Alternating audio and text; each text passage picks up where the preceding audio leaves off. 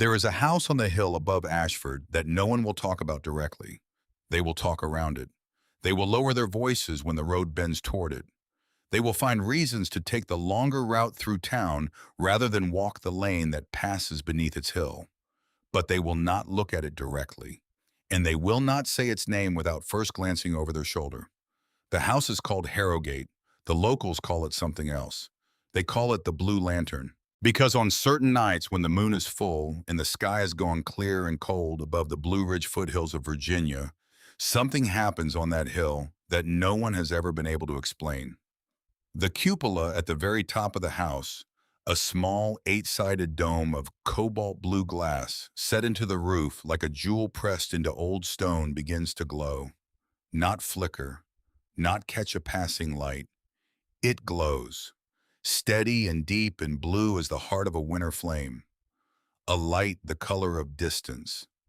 A light that seems to come from inside the glass itself, from some source that has no right to exist in a house that has been empty for 35 years. The farmers who work the fields at the base of the hill have seen it. The pastor's wife walking home from a late prayer meeting has seen it. The old men who sit on the bench outside the Ashford General Store on warm evenings have seen it more times than they can count, and not one of them has ever been willing to walk up that lane to find out where it comes from. They say the house is cursed. They have been saying it since 1862. They will still be saying it the autumn morning that Willa Ashby walks into Ashford with $15 in her coat pocket and nowhere left to go. She arrives on a Tuesday in the first week of October, when the sugar maples along the road have gone the color of old copper, and the air carries that particular sharpness that comes before the first real cold. She has walked since before dawn from the Caldwell estate 4 miles east of town, where she worked for 4 years as a housemaid, and where 3 days ago she was dismissed without a reference and without an apology. She is 18 years old. She has no family. Her mother, a woman named Grace Ashby, who spent her working life bent over a washboard with red, capable hands and a faith in small mercies, died of lung fever 2 winters past. Her father is a name in a church register that no one alive can connect to a face. There are no cousins, no aunts, no godmothers with spare rooms and warm kitchens. There is only Willa and the road, and the $15 she has saved over 4 years of waking before sunrise and sleeping after everyone else. $15 is not nothing. $15 is 4 years of choosing not to buy a new pair of gloves when the old ones wore through. It is every small want she set aside, every modest comfort she decided she could do without. But $15 in Ashford, Virginia in the year 1897 is not enough to rent a room for more than a month. It is not enough to buy passage to anywhere. It is not enough to begin anything. She walks with her chin level and her eyes forward. She carries her belongings in a canvas bag that hangs from her right shoulder, a change of linen, a pair of woolen stockings, a small tin of needles and thread, a worn prayer book that belonged to her mother, and at the bottom of the bag, wrapped carefully in a scrap of muslin, a silver bracelet. It was her mother's, the only piece of jewelry Grace Ashby ever owned. Willa has never considered selling it. She does not consider it now. But she is aware of its weight in the bag the way a person is always aware of the last thing they have left. The road into Ashford takes her past the churchyard, first a tidy rectangle of old stones behind a low iron fence, the grass still green, the maple leaves beginning to fall across the graves. She does not stop. She has graves of her own to think about without pausing at strangers. The town itself is modest.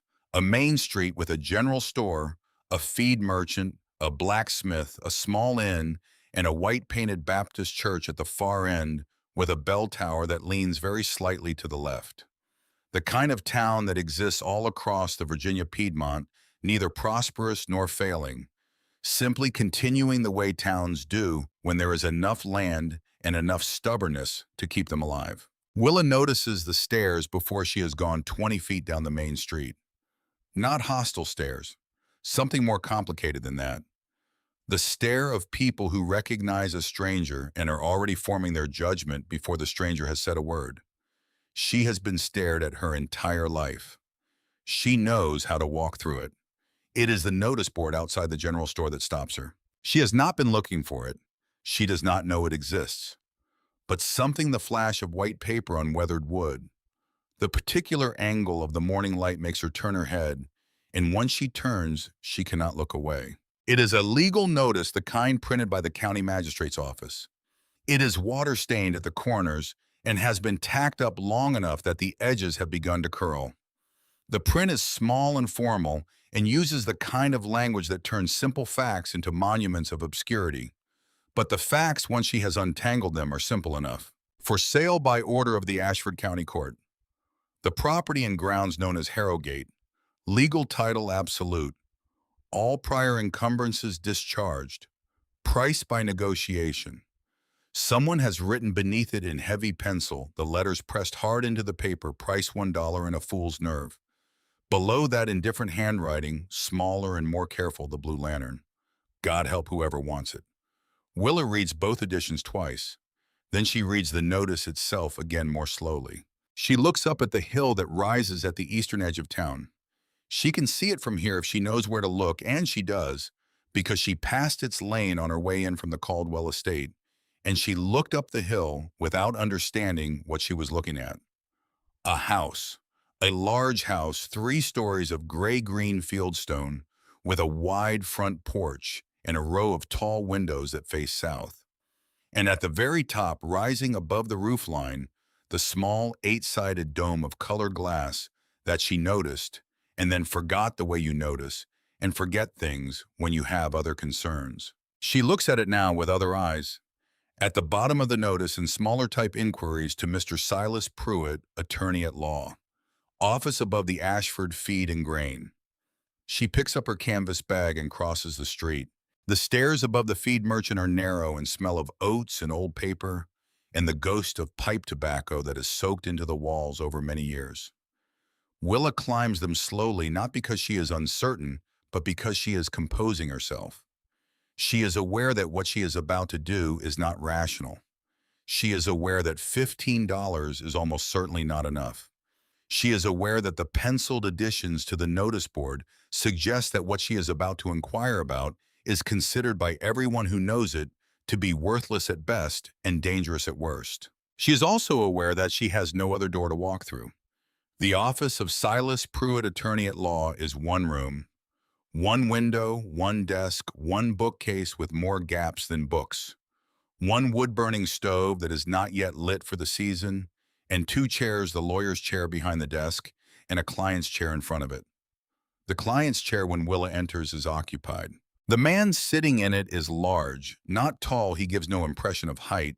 Even standing, she will discover, but large in the particular way of men who have spent decades being given everything they wanted and have expanded accordingly. He wears a good broadcloth coat and a gold watch chain, and the expression of a man who regards the entire world as a minor inconvenience arranged for his entertainment. She places him at 60, perhaps older. His face is the color and texture of old saddle leather.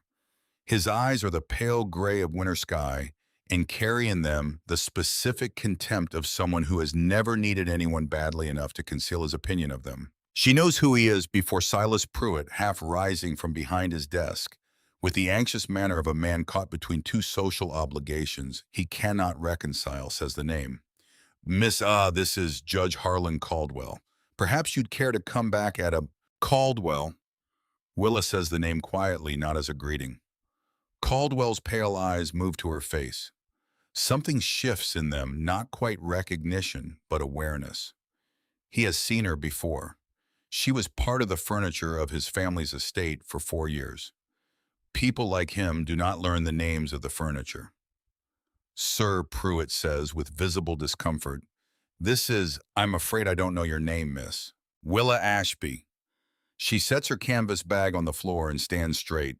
Her coat is clean. Her boots are worn but brushed. Her hair is pinned back with a care that costs nothing. I've come about the property. Harrogate. The silence that follows is perhaps 3 seconds long. Then Harlan Caldwell laughs. It is a large laugh, a laugh designed to fill rooms to signal to everyone present that the laughing man is the most important person in the space. He slaps his hand on his knee with a crack that makes Pruitt flinch. His face goes red with it. He laughs until his eyes water, and then he looks at Willa, still standing still, straight, her expression unchanging, and he laughs a little more. "The girl wants the blue lantern," he says to Pruitt as if Willa is not present. "The cursed pile. She wants it." He leans back in the chair, which creaks ominously beneath him. "Well then, what's she offering, Pruitt? What is the going rate for a haunted ruin these days?" $15, Willa says. She says it directly to Pruitt because Pruitt is the one who matters in this room. "It is everything I have." Caldwell makes a sound that is not quite a laugh and not quite a snort, somewhere between the two, a sound of pure, comfortable derision. "Give her the deed, Pruitt. Give her the deed and the rats and whatever's left of the roof. Best entertainment Ashford's had in years." He stands buttoning his coat with the deliberate movements of a man who has all the time in the world. "Though I suspect the house will finish you off before Christmas, girl. It has a way of doing that." He does not look at her again as he leaves. His footsteps on the narrow stair are heavy and unhurried. Willa waits until the sound has faded. Pruitt is quiet for a moment. He is a spare, dry man of about 50 with the look of someone who has spent his career navigating between larger forces and has survived by being useful without being threatening. He polishes his spectacles with a corner of his handkerchief, a habitual gesture she will later learn. He puts them back on and looks at her. She expects pity, or dismissal, or the careful legal version of what Caldwell has just performed.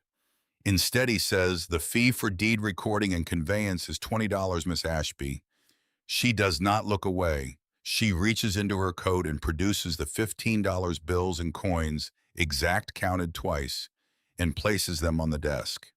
Then she reaches into her canvas bag and unwraps the scrap of muslin and sets her mother's silver bracelet beside the money. "The silver is good," she says. "A silversmith would give $5 for it. With the 15, that is 20. Pruitt looks at the bracelet. He looks at her face. He picks up the bracelet and turns it once in his dry fingers and sets it back down. Then he pushes it gently across the desk toward her. "Keep it," he says. "$15 will cover the recording fee. The judge is right about one thing: the county is keen to have that property off the parish tax rolls. It has been a liability for 35 years. She picks up the bracelet and wraps it back in its muslin without a word. She does not thank him effusively. She does not cry. She simply nods, once the nod of someone completing a transaction that was always going to happen this way, and sits down in the chair that Caldwell has vacated to sign the papers that Pruitt begins to prepare.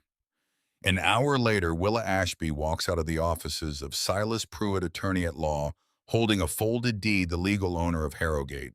The whispers follow her down the main street like weather. She can feel them without hearing them. The twitching of curtain edges, the sudden quiet that falls over a conversation as she passes. She has stopped at the general store to spend 2 of her remaining dollars, a small loaf of bread, a candle, a box of matches, a paper of salt, and the woman behind the counter serves her with the careful neutrality of someone who already knows exactly who she is and what she has just done, and is reserving full judgment until the situation becomes clearer. Willa accepts her change and her purchases and turns to go. She almost walks into Dorothea Horn. The old woman is standing in the doorway of the store as if she has always been there, as if she grew out of the floorboards sometime in the previous century, and no one has managed to remove her since. She is small and very thin and very old, 88. Willa will later learn, though she carries her age not as a weight, but as an authority, the way certain people carry the sum of everything they have survived. She wears a black wool shawl regardless of the season, winter or summer, and her eyes are dark and clear and see considerably more than most people's eyes see. The other people in the store find reasons to become very interested in things in the opposite direction. Willa stops. The old woman reaches out and takes hold of Willa's arm. Her grip is stronger than it has any right to be. It is the grip of someone who intends to be heard and will not release until she is sure the words have landed where they were aimed. "They say it's cursed," Dorothea Horn says. Her voice is low and raspy and carries the particular resonance of a voice that has been saying true things for a very long time. 35 years they've been saying it. That house on the hill, the woman who lived there, her sorrow, her ruin. Her grip tightened slightly. You listen to me, child. Stones don't hold curses. Men make curses. Men make them out of fear and greed and the need to keep other people from looking too closely at what they've done. She pauses. Her dark eyes hold Willa's gray ones without blinking. Stones hold something else entirely. Stones hold promises. You go up to that house, you listen to the stones, and when the stones speak, you mind you hear them right. She releases Willa's arm. She turns and walks back out through the doorway down the steps and across the street toward the churchyard, moving with the unhurried certainty of someone who knows exactly where she is going and has been going there for a very long time. Willa stands in the doorway of the general store and watches her until she has passed through the churchyard gate and disappeared among the old stones. She files the words away the way she files everything she does not yet understand carefully in a place where she can find them again. Then she picks up her canvas bag and her parcel of supplies and starts toward the hill. She does not get 50 yards before she hears the carriage. It comes fast around the bend from the direction of the Caldwell estate, faster than the road deserves, faster than any reasonable person would drive through a town. The two horses are gray and matched and very fine. The carriage is lacquered black with brass fittings that catch the October sun. It is the kind of carriage that announces before a word is spoken that its occupant has never had to consider what other people on the road might prefer. She steps to the side of the road. It is not far enough. Whether it is deliberate, and she will spend a long time afterward deciding whether it was deliberate, the right wheel of the carriage passes through the wide, muddy puddle at the roadside with a velocity that sends a wave of brown water across the lower half of Willa's coat and dress and up onto her hands and face. The carriage does not slow, but the window drops and Harlan Caldwell's face appears in it, and he looks back at her with an expression that is not exactly cruelty. Cruelty implies that the other person matters enough to require an effort. This is something easier and more absolute than cruelty. This is the expression of a man who does not see a person standing in the road, who sees at most an obstacle that he has passed. A fitting welcome to your grand estate, Miss Ashby, he calls back, and his voice carries the particular pleasure of a man who finds his own remarks amusing. Mind the ghosts don't trouble your sleep. The carriage rounds the bend and is gone. Willa does not wipe her face immediately. She stands in the road, mud-spattered, watching the place where the carriage disappeared, and she feels the cold water seeping through her coat. She feels the weight of the canvas bag on her shoulder.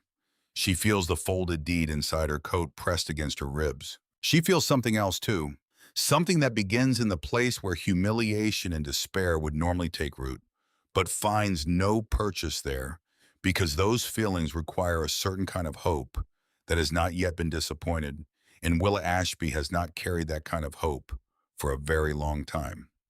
What takes root instead is simpler and older and considerably more durable.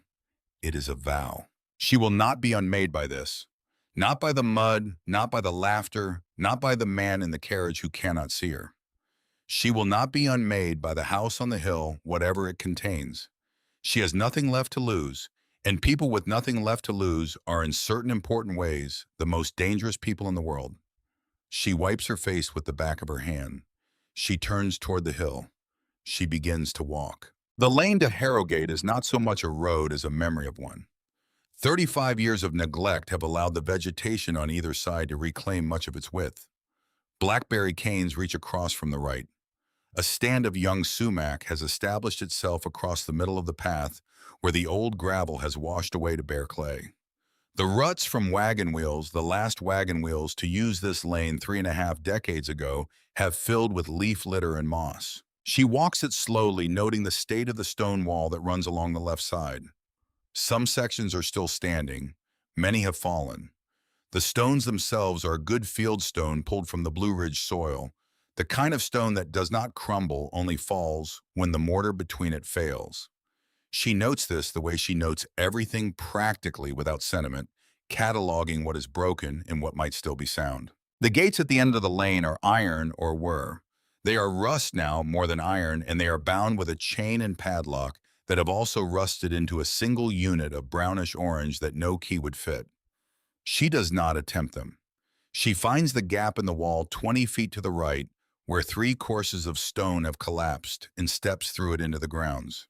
She stops. She had seen the house from the road. She thought she knew what she was approaching. But there is a difference between seeing a thing from a distance and standing before it, and the difference with Harrogate is considerable. The house is large, not grand, or rather it was grand once in a way that time and neglect have not entirely effaced, but have certainly altered. 3 stories of Appalachian fieldstone, the kind of blue-gray green that is particular to the Piedmont geology quarried and laid in the federal style that was fashionable when the house was built in 1831. Wide front steps of the same stone worn smooth in the center from 60 years of foot traffic before the foot traffic stopped. A porch with 4 square columns, the paint long gone, the wood beneath gray and checked, but structurally she suspects still sound.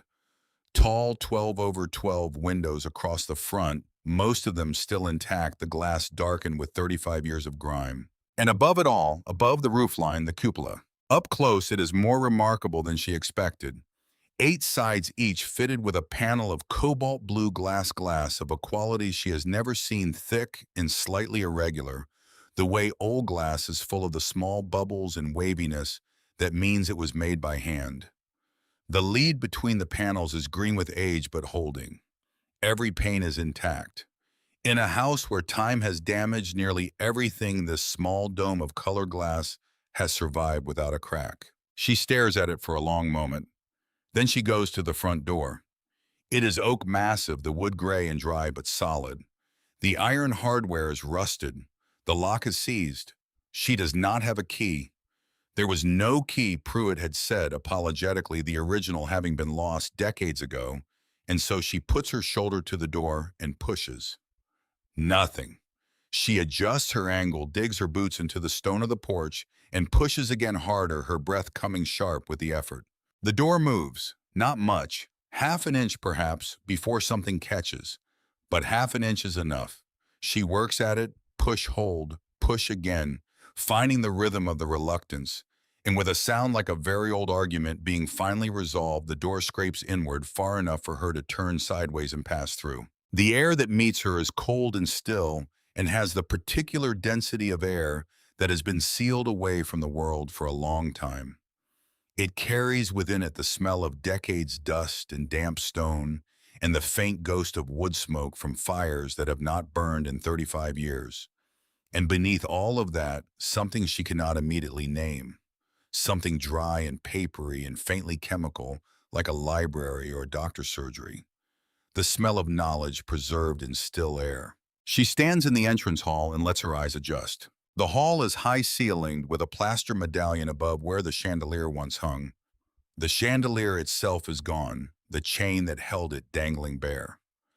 A staircase rises from the right side of the hall, its banister still elegant in its lines, though cobwebbed beyond description. Every piece of furniture that was left behind, and there is a great deal of it, sheeted in white linen, that is gone. The yellow-gray of old teeth stands motionless in the gray light. A congregation of covered shapes, as if someone had thrown a sheet over a household and walked away. Which is, she will come to understand approximately what happened. The silence is absolute. She is aware of her own breathing. She is aware of the sound her boot makes on the dusty floor when she takes a step, a sound that seems much too loud for a room this size, as if the house is listening to every footfall and cataloging it, deciding what to make of this new presence. She crosses the hall and stands in the doorway of the room to the left. The library. It is smaller than the hall, but only comparatively.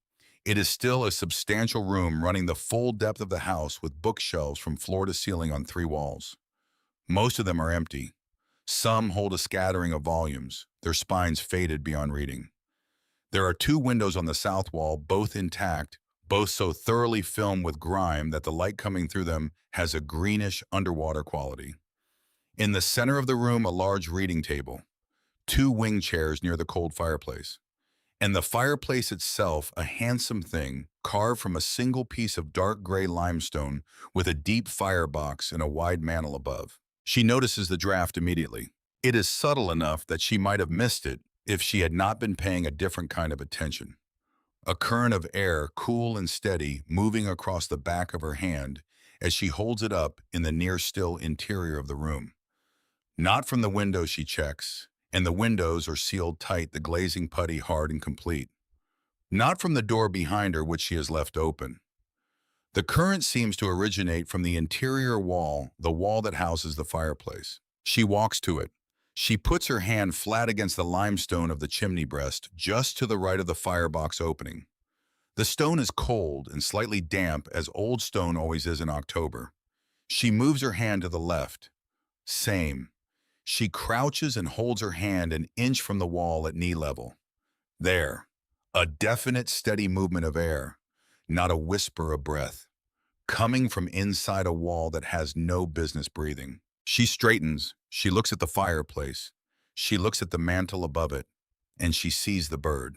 It is small, no longer than her thumb from beak to tail, carved from the limestone of the mantel itself, not attached but part of it, as if the original stonemason had paused in his work and, seized by some private impulse, taken his smallest chisel and rendered in the gray stone a wren.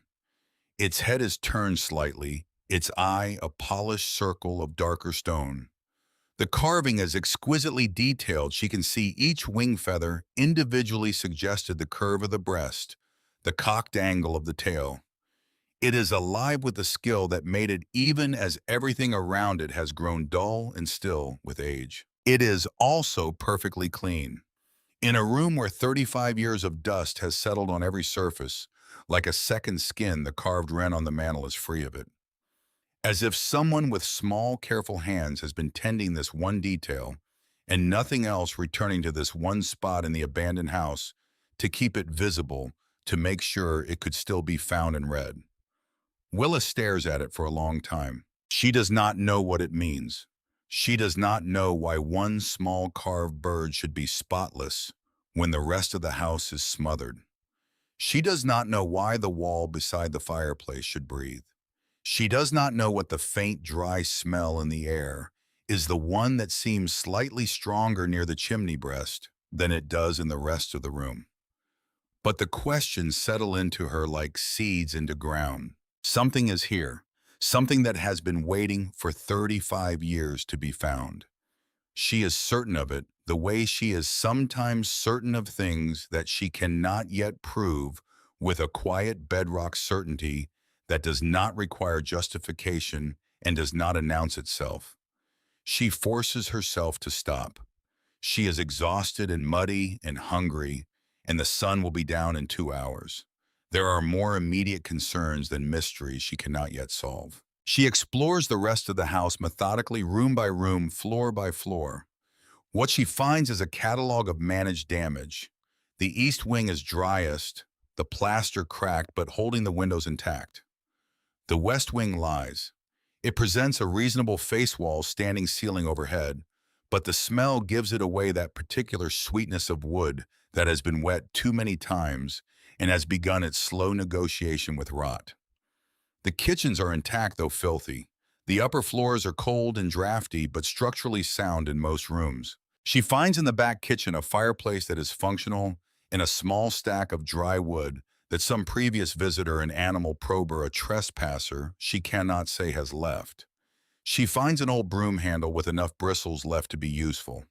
She finds a copper pot with a small hole in the side that she can cover with a folded rag. She finds in the walled kitchen garden behind the house the gray skeleton of what was once a productive garden, the formal beds still visible beneath the weeds, the paths still traceable, and at the far wall a stone well with a wooden cover that she lifts carefully and peers into. She drops a pebble. She hears it hit water not too far down. The well is good. She has water. She has a fireplace. She has her bread and her candle and her matches. She has a house. She goes back to the kitchen, sweeps a space clear, lays her blanket, and starts a fire with her careful hands. The wood catches slowly at first, then with more confidence, and the light it throws against the stone walls is warmer than she has any right to expect on a night this cold in a house this abandoned. She is sitting beside it, sharing the last of the day's bread between herself and the silence, when something moves in the shadows by the kitchen door. She does not startle. She has learned over 18 years that startling rarely helps. The cat that steps into the firelight is black, entirely black without a single light or hair as far as she can see. It is thin in the way of an animal that has been surviving rather than living, its coat flat, rather than full, its ribs visible when it moves. But its eyes, when the firelight catches them, are extraordinary. A deep, particular shade of green that seems to collect light and hold it rather than simply reflect it. It moves with the liquid, silent precision that cats never lose regardless of circumstance. It stops 6 feet from her. It regards her with an expression of careful assessment. It does not hiss. It does not flee. It simply considers her as if she is a problem it is working through from first principles. She breaks off a piece of bread, a larger piece than she should give, given her supplies, but the decision is made before she can interrogate it and sets it on the flagstone floor between them. The cat looks at the bread, looks at her, looks at the bread again. Then it steps forward with the dignity of an animal accepting what was always due to it and begins to eat. Cole, Willa says quietly, naming the color of him, naming the thing she sees. The cat does not look up from the bread, but its ears move slightly. An acknowledgement, a registration of the words stored alongside everything else it has already decided about her. She banks the fire and wraps herself in her blanket, and Cole curls at the foot of her makeshift bed with the settled air of an animal that has made its decision and is done with the matter. He is warm where his body touches the blanket through the fabric, a small, concentrated point of warmth in the large, cold kitchen. Willa lies in the dark and listens to her house, the tick of cooling stone, the sigh of wind through gaps she will need to find and seal, the creak of old wood somewhere in the walls contracting with the night cold. Somewhere distant, the soft complaint of a branch against a window. She thinks about the draft in the library.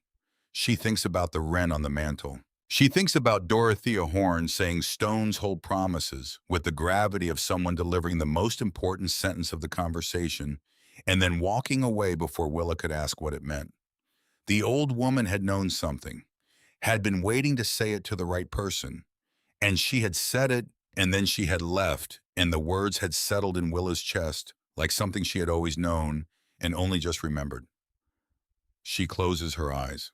And somewhere in the half place between waking and sleep, she hears it or imagines she hears it. She will never be entirely certain which a sound from the direction of the library. Faint and brief and unmistakable. The sound of knuckles rapping very gently against a hollow wall. She opens her eyes. Cole has lifted his head. He is looking toward the hallway, his green eyes wide and very still in the dark, his pupils enormous in the firelight's recession. She listens. The house is silent. But the house is not, she is now certain, empty. Not in the way anyone might fear. Not with anything living that does not belong there. Empty of people, yes, 35 years, empty of people. But full, she thinks, full to the seams with something else. Something that has been here all along, patient behind its wall of stone and sealed brick, waiting with the absolute patience of something that has nowhere else to go and every reason to stay. For what? For someone with nothing left to lose. For someone who would buy a ruin for $15 and mean it. For someone who would name a half-starved cat and share her last bread with it without a second thought. She pulls her blanket tighter. Tomorrow she will work. Tomorrow she will begin to listen to the stones. The first week teaches her the grammar of the house. Every old house has one, a private language of creaks and drafts and settling sounds, a syntax of which floors are solid and which give, which windows seal and which breathe, where the water goes when it rains and where it should have gone but doesn't.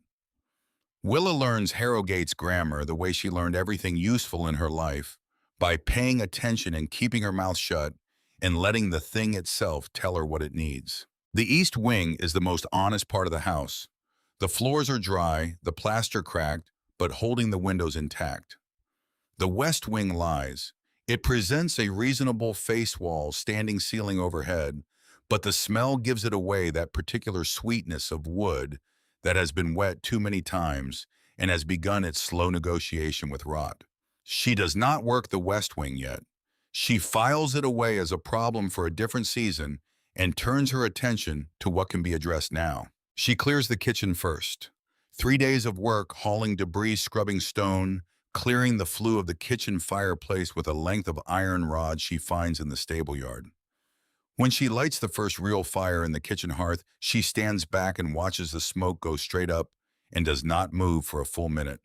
It is a small victory. She counts it anyway. The kitchen garden comes next. She is not expecting much. 35 years of neglect has a way of erasing things, but the garden surprises her. Beneath the dead canes and the shoulder-high weeds and the decades of leaf fall, the soil is dark and loose and smells of iron the way good soil does. The old beds are still there, their stone borders intact. And growing along the south wall in the shelter of the old brick, she finds things she did not plant and did not expect: wild garlic gone half feral, but still productive, its leaves narrow and sharp-scented in the October cold.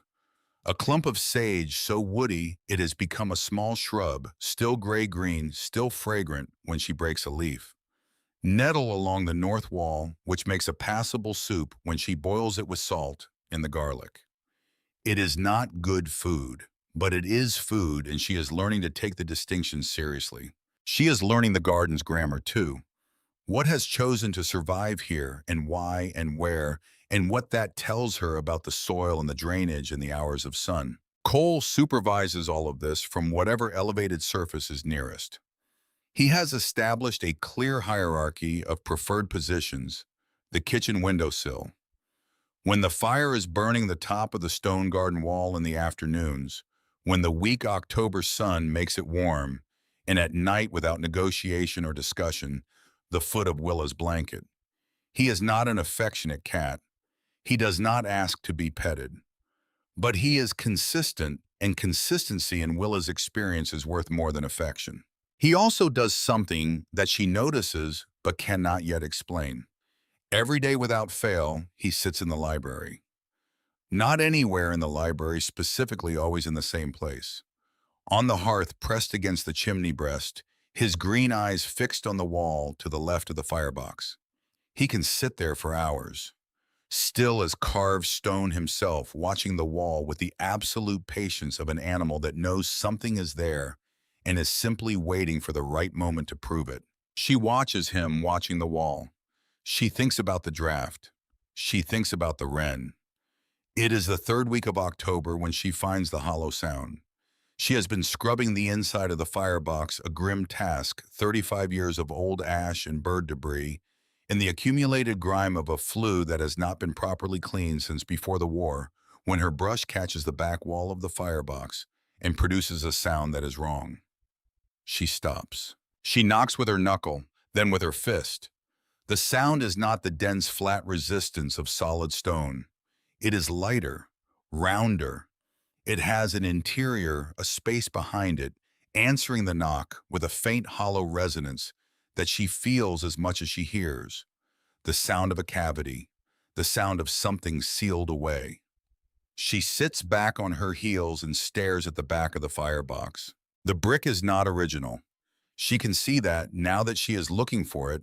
The color is slightly different, a shade lighter than the limestone of the chimney breast, and the mortar between the bricks has a grayness that is not the same gray as the ancient mortar holding the rest of the house together.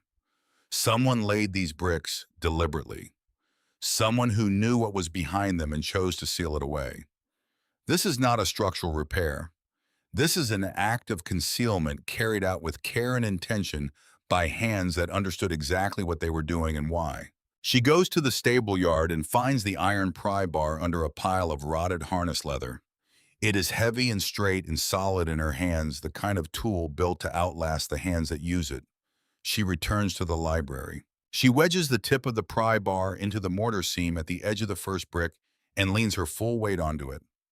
For a long moment, nothing moves except her. Then the mortar cracks a sharp, intimate sound in the quiet room, and the brick shifts a quarter inch. She works it free, sets it on the hearth beside her. A thin blade of air escapes from the opening, cold and dry and carrying within it that smell she has noticed since the first day, papery chemical, faintly sweet. She knows the smell now, having lived with it for 3 weeks, having had it strengthen near the fireplace and weaken as she moved away. It is the smell of old ink, of paper preserved in dry, still air, of a room that has been sealed against time and has succeeded. She works faster, brick by brick, the pile growing on the hearthstone, the opening growing larger, the smell strengthening with each brick removed. Her arms burn, her hands are raw from the iron. She does not stop. When the opening is large enough to pass through, she sits back and catches her breath. Her chest heaves, her hands are shaking, though not from cold. Cole is beside her.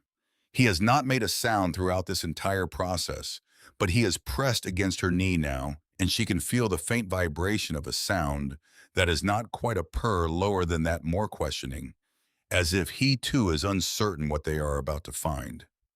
She lights her candle. She crouches low and pushes herself through the opening. The room on the other side is small, no larger than a generous closet, perhaps 8 feet by 10, but it is not a closet. It is a study. A complete, deliberate, fully furnished study sealed into the interior of the chimney breast like a letter placed inside a wall. The air is cold and perfectly dry. The dryness is the first remarkable thing, not the dry dusty of rooms long unclean, but the dry still of a space that has been somehow protected from the humidity that has worked its damage throughout the rest of Harrogate. She is standing inside the chimney mast, she realizes. The brick and stone surrounding her on 3 sides has acted for 35 years as insulation, keeping the cold out in summer, the damp out, always creating a microclimate of preservation inside a house, otherwise subject to the full indignity of neglect. Whoever sealed this room understood exactly what they were doing. The ceiling was not concealment only, it was protection. Shelves line 2 walls. They hold books, not many, perhaps 24, and beside the books on the lower shelves, a row of glass jars sealed with wax, each containing plant material, dried leaves, seeds, small bundles of root. Each jar has a paper label, the handwriting on it precise and small, and still entirely legible after 35 years in the dry dark. She reads several labels without touching the jars: bergamot dried, spice bush bark, black cohosh root harvested September 1860, boneset flowering tops. The handwriting is the handwriting of someone for whom precision is a habit and accuracy is a moral position. In the center of the room, a narrow oak desk, a straight-back chair tucked beneath it, with the neatness of someone who expected to return. On the desk, a pen in its holder, the nib gone dry and dark. A small glass inkwell, empty, but for a dark residue. A magnifying glass with a brass handle, its lens still clear. And placed at the exact center of the desk, as if arranged for someone's finding, as if placed there by hands that understood it would eventually be found, and wanted it to be the first thing seen, a large leather-bound journal. Willa stands very still. The candlelight moves across the room in slow, uncertain waves, and in each wave she sees a little more the detail of the labels on the jars, the careful organization of the shelves, the precise placement of objects on the desk. This was not a room abandoned in haste. Every object in it is where it was deliberately put. This is a room left in order by someone who was not sure they would be back, but wanted their work to be findable. Wanted it to survive whatever came next. She sits in the straight-back chair. She sets the candle on the desk. She opens the journal. The handwriting inside is not what she expected. She had imagined a diary, personal, discursive, the kind of writing that turns inward and follows the weather of a private self. What she finds instead is the handwriting of a scientist. Columns of observations, dates beginning in 1840 and running page after page through 1861. Sketches of plants rendered with botanical precision, root systems, in cross-section, leaf, venation, seed structure. The relationship of one plant part to another, drawn out in careful explanatory lines. Beside each drawing, dense paragraphs of notes in that same small, precise hand. The notation system is consistent across 2 decades abbreviations that repeat and develop shorthand that she begins to decode as she reads the private language of a mind that has been working on the same problem for a very long time. She turns to the front of the journal. Inside the cover, written larger than the rest, as if the writer understood this was the thing that needed to be found first. The work and observations of Dr. Adeline Voss, physician. Harrogate, Ashford County, Virginia. Begun 1840. This record is the whole of 22 years of clinical practice and botanical research. It is left here in trust for whoever has the patience and the will to find it. May it be used for the good it was always meant for. Willa reads it twice. Then she reads the date again, begun 1840, which means that Adeline Voss was working in this room, in this sealed hidden room, or in the library outside it for 22 years before whatever happened in 1862 ended it. 22 years of this handwriting, this precision, this relentless accumulation of evidence. She turns pages carefully, the paper dry and firm beneath her fingers, the ink faded from black to a warm brown but entirely readable. She reads slowly, piecing together the work from the observations following the development of a scientific argument across the years. The structure of the journal reveals itself gradually, early pages exploratory, the handwriting slightly less certain, the observations more tentative. Middle pages dense with accumulated evidence, the writing faster, the mind behind it clearly in a state of growing confidence. Later pages carrying the particular economy of someone who has proved what they set out to prove and is now documenting it with the care of someone who understands that the documentation is as important as the discovery. The plants Adeline Voss spent 22 years studying are not exotic. They grow throughout the Appalachian Piedmont in the woodlands and creek banks and disturbed roadsides of Virginia wild bergamot, spicebush, black cohosh, boneset, plants that the farm women of the region have used in their kitchens and their sick rooms for generations, passing the knowledge from mother to daughter in an informal chain of practical understanding that has never been written down, never been measured, never been tested against anything more rigorous than individual memory and accumulated habit. What Adeline Voss did was different from that tradition, though she built upon it. She measured, she recorded, she tested not in the abstract, but in the particular case by case, patient by patient, over years of careful observation. She documented what she administered and in what quantities and to whom and what happened afterward. She tracked failures as meticulously as successes. She revised her formulations based on outcomes and documented the revisions and tested those and documented those outcomes too. She was doing something that had no name yet in the medical literature of her time, something that would not have a name for another 50 years. She was conducting a clinical trial alone in a house on a Virginia hill across 2 decades with the plants that grew in the hedgerows outside her door. And what she was testing for, what the 22 years of meticulous work was aimed at, becomes clear in the later pages of the journal. Lung fever.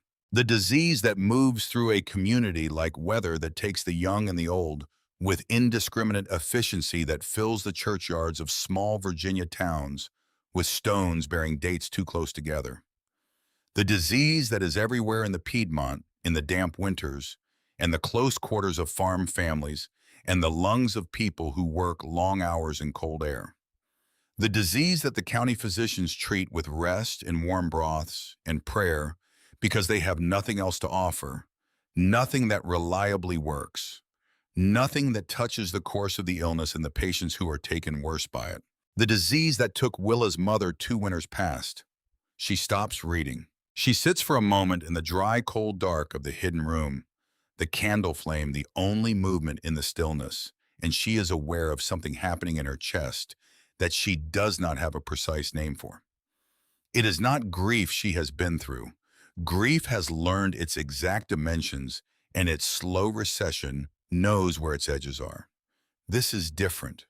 This is the feeling of two separate facts held at a distance for a long time, suddenly coming into contact with each other and producing in the collision something new. Something that is not grief and is not anger and is not hope exactly. Something that is all three at once compressed into a single point of sensation behind her sternum. Her mother coughed for 3 years before the end. She grew thinner and then thinner than that.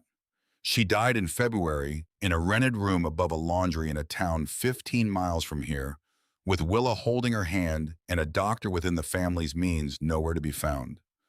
The landlord had been kind enough to let them stay. That was the most that kindness could offer. And this woman, this Dr. Adeline Voss, who lived on this hill above this town 35 years ago, spent 22 years trying to find a way to stop exactly that from happening. Spent 22 years measuring and recording and testing and revising alone in a sealed room, working toward a treatment that she would never be allowed to share. Willa turns back to the journal. She reads until the candle burns low, then retrieves the second one from her bag and lights it from the first. She reads through the botanical records, through the clinical observations, through the careful documentation of what worked and what did not and why. She reads the case notes for 34 patients treated over 8 years with Adeline's botanical protocol. She reads the outcome documentation, which is more careful and more honest than anything she has encountered in the formal medical writing she has seen. Because Adeline did not suppress her failures, she recorded them with the same precision she brought to her successes and attempted to understand them. She reads until her eyes ache and the second candle is guttering and the cold in the room has settled into her bones in a way that will take the better part of the following day to drive out. Then in the last section of the journal, the pages closest to the back, the handwriting slightly more compressed, as if the writer was aware of running out of space, she finds the letter. It is not finished. It is a draft crossed out in places, rewritten above the crossings, out the record of a person trying to find exactly the right words for something important. It is addressed to Judge Aldous Caldwell, Harlan Caldwell's father, the previous generation of the same name, wearing the same county title. She reads it slowly. Dear Judge Caldwell, I have received your offer regarding the purchase of my research and the exclusive rights to any treatments arising from it, and I am grateful for the interest you have shown in the work. However, I must respectfully and firmly decline. The work contained in these records was not undertaken for private profit, and it cannot in good conscience be transferred for that purpose.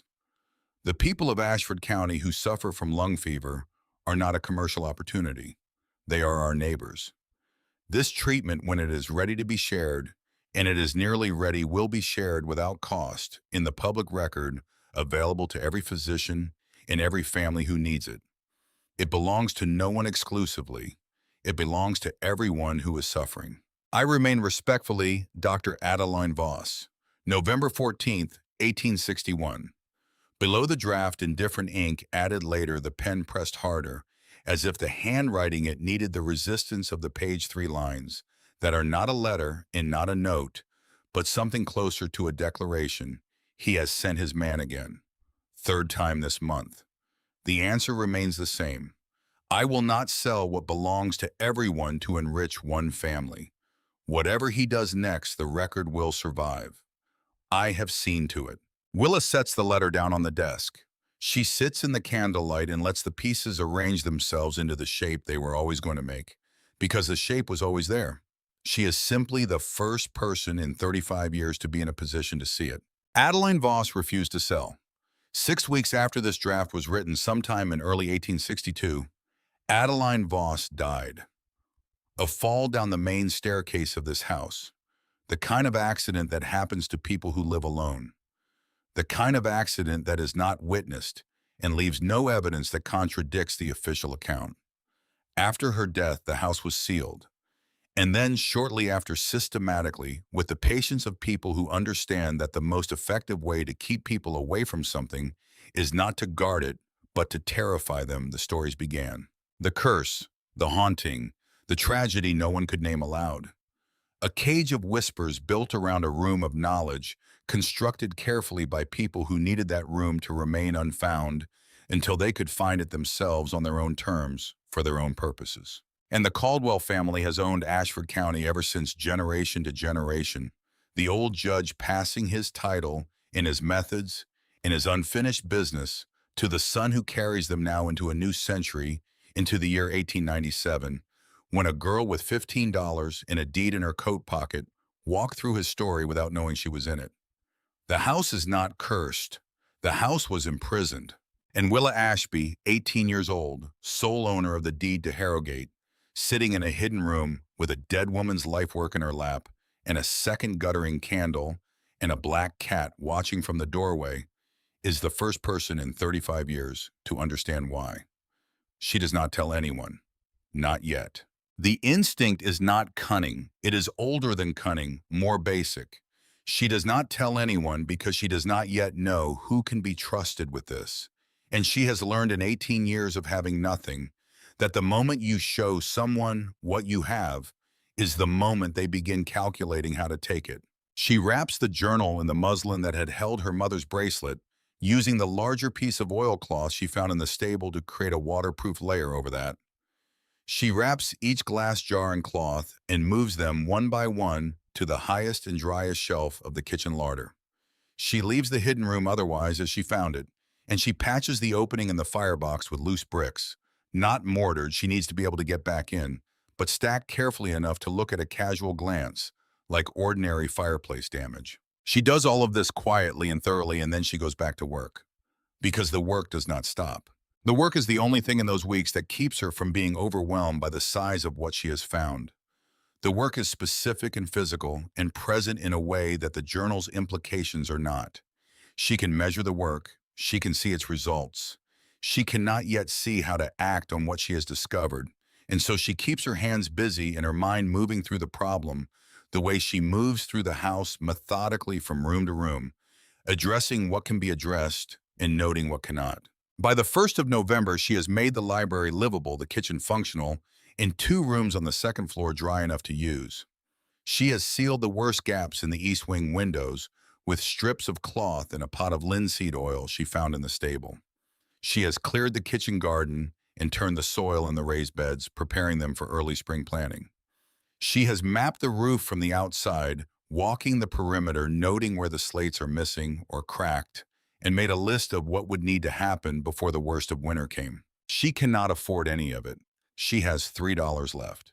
$3 cannot buy slates, and it cannot buy mortar, and it cannot pay a carpenter.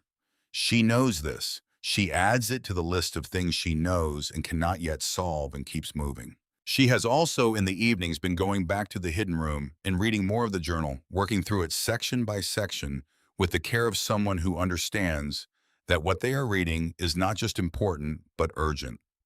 She takes notes on a piece of brown paper salvaged from her supply purchases, tracking the clinical cases, mapping the botanical protocol, trying to understand not just what Adeline discovered, but how she discovered it and how it could be replicated by someone with proper training. The answer, the more she reads, is clear, and growing clearer, the work is nearly complete.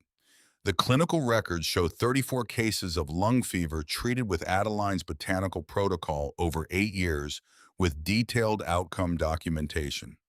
The botanical preparation notes are precise enough that a trained physician could replicate them.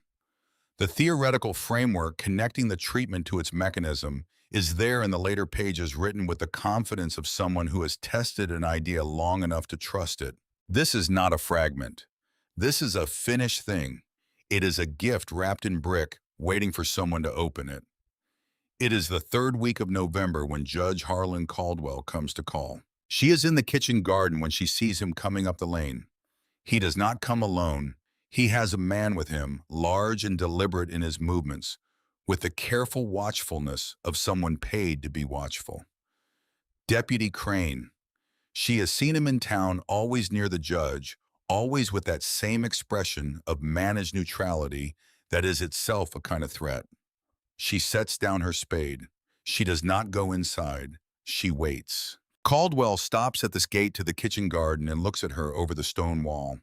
He looks at the garden, the cleared beds, the turned soil, the repaired gate, the general evidence of a person who has been working steadily and well, and something moves through his expression that she cannot read immediately.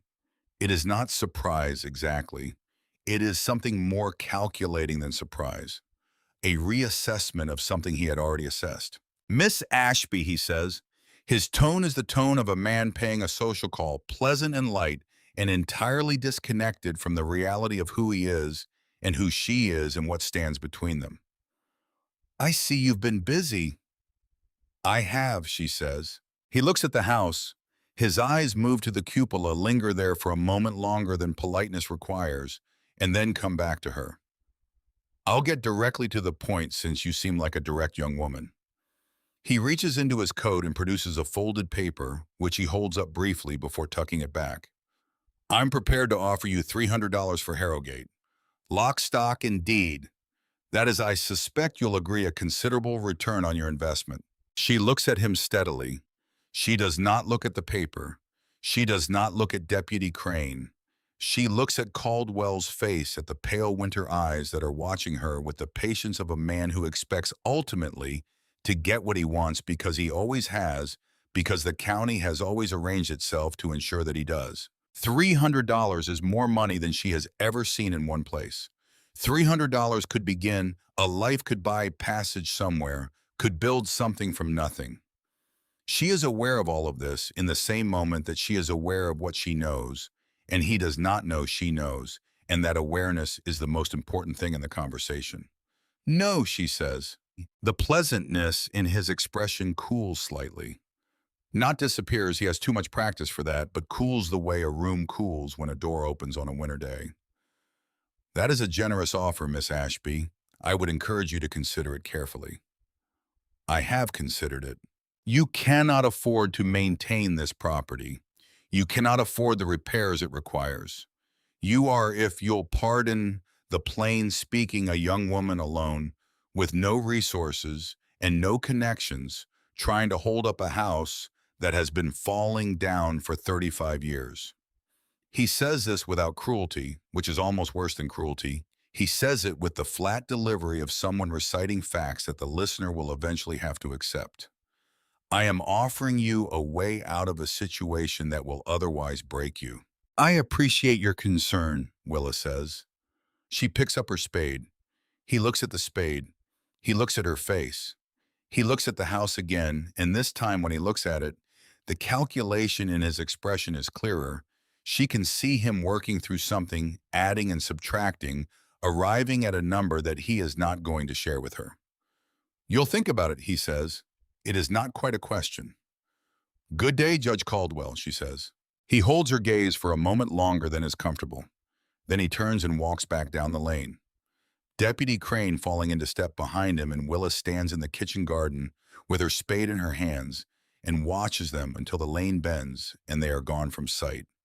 She is still standing there when the coal begins to seep through her coat and she makes herself move. That evening, she goes to the hidden room and reads until the lamp runs low. She is thinking about the look on Caldwell's face when he glanced at the cupola, the fraction of a second too long. The thing he was looking for that he did not find or found but could not interpret. He knows the property contains something. He has known it for years, decades perhaps. This is what the curse story was always for. Not just to devalue the property and keep strangers away, but to keep it available. To ensure that when the time was right, when the Caldwell family was ready, they could acquire it cleanly and find what had been left inside and extract it on their own terms. What he did not anticipate was Willa Ashby, who arrived before he was ready and bought the property for $15 and found the room before he could get inside. He let her buy it. That is what she now understands. He could have stopped the sale. He had the influence to do it, the relationship with every official in the county. He chose not to because he expected to acquire it from her afterward, once she had done the work of finding whatever was inside. She was meant to be useful and then dispensable. She refused to be dispensable, and now he is recalculating. She wraps the journal in its oilcloth and returns it to the kitchen larder. She banks the fire and lies down on her blanket with coal at her feet and works through the problem until sleep takes her. She realizes, very little time. The storm comes in the last week of November. She has felt it building for 2 days. The pressure changed the particular quality of the cloud cover, moving in from the northwest, the way the temperature dropped 15 degrees in an afternoon.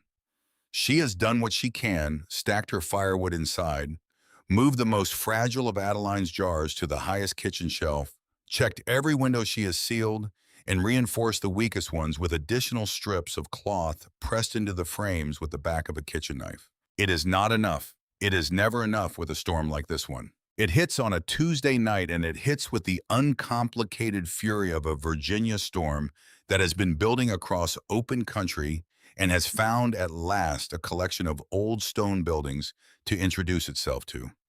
The wind comes first, a sustained battering force that makes the house groan in its bones, the old timbers in the walls and attic flexing and settling with sounds like slow conversation. Then the rain, heavy and nearly horizontal, driving against every seam and gap and imperfection in the exterior. She can hear it finding the places she could not reach, the gaps she did not know existed. Water making its way through routes she has not yet mapped. She keeps the kitchen fire going and does not sleep.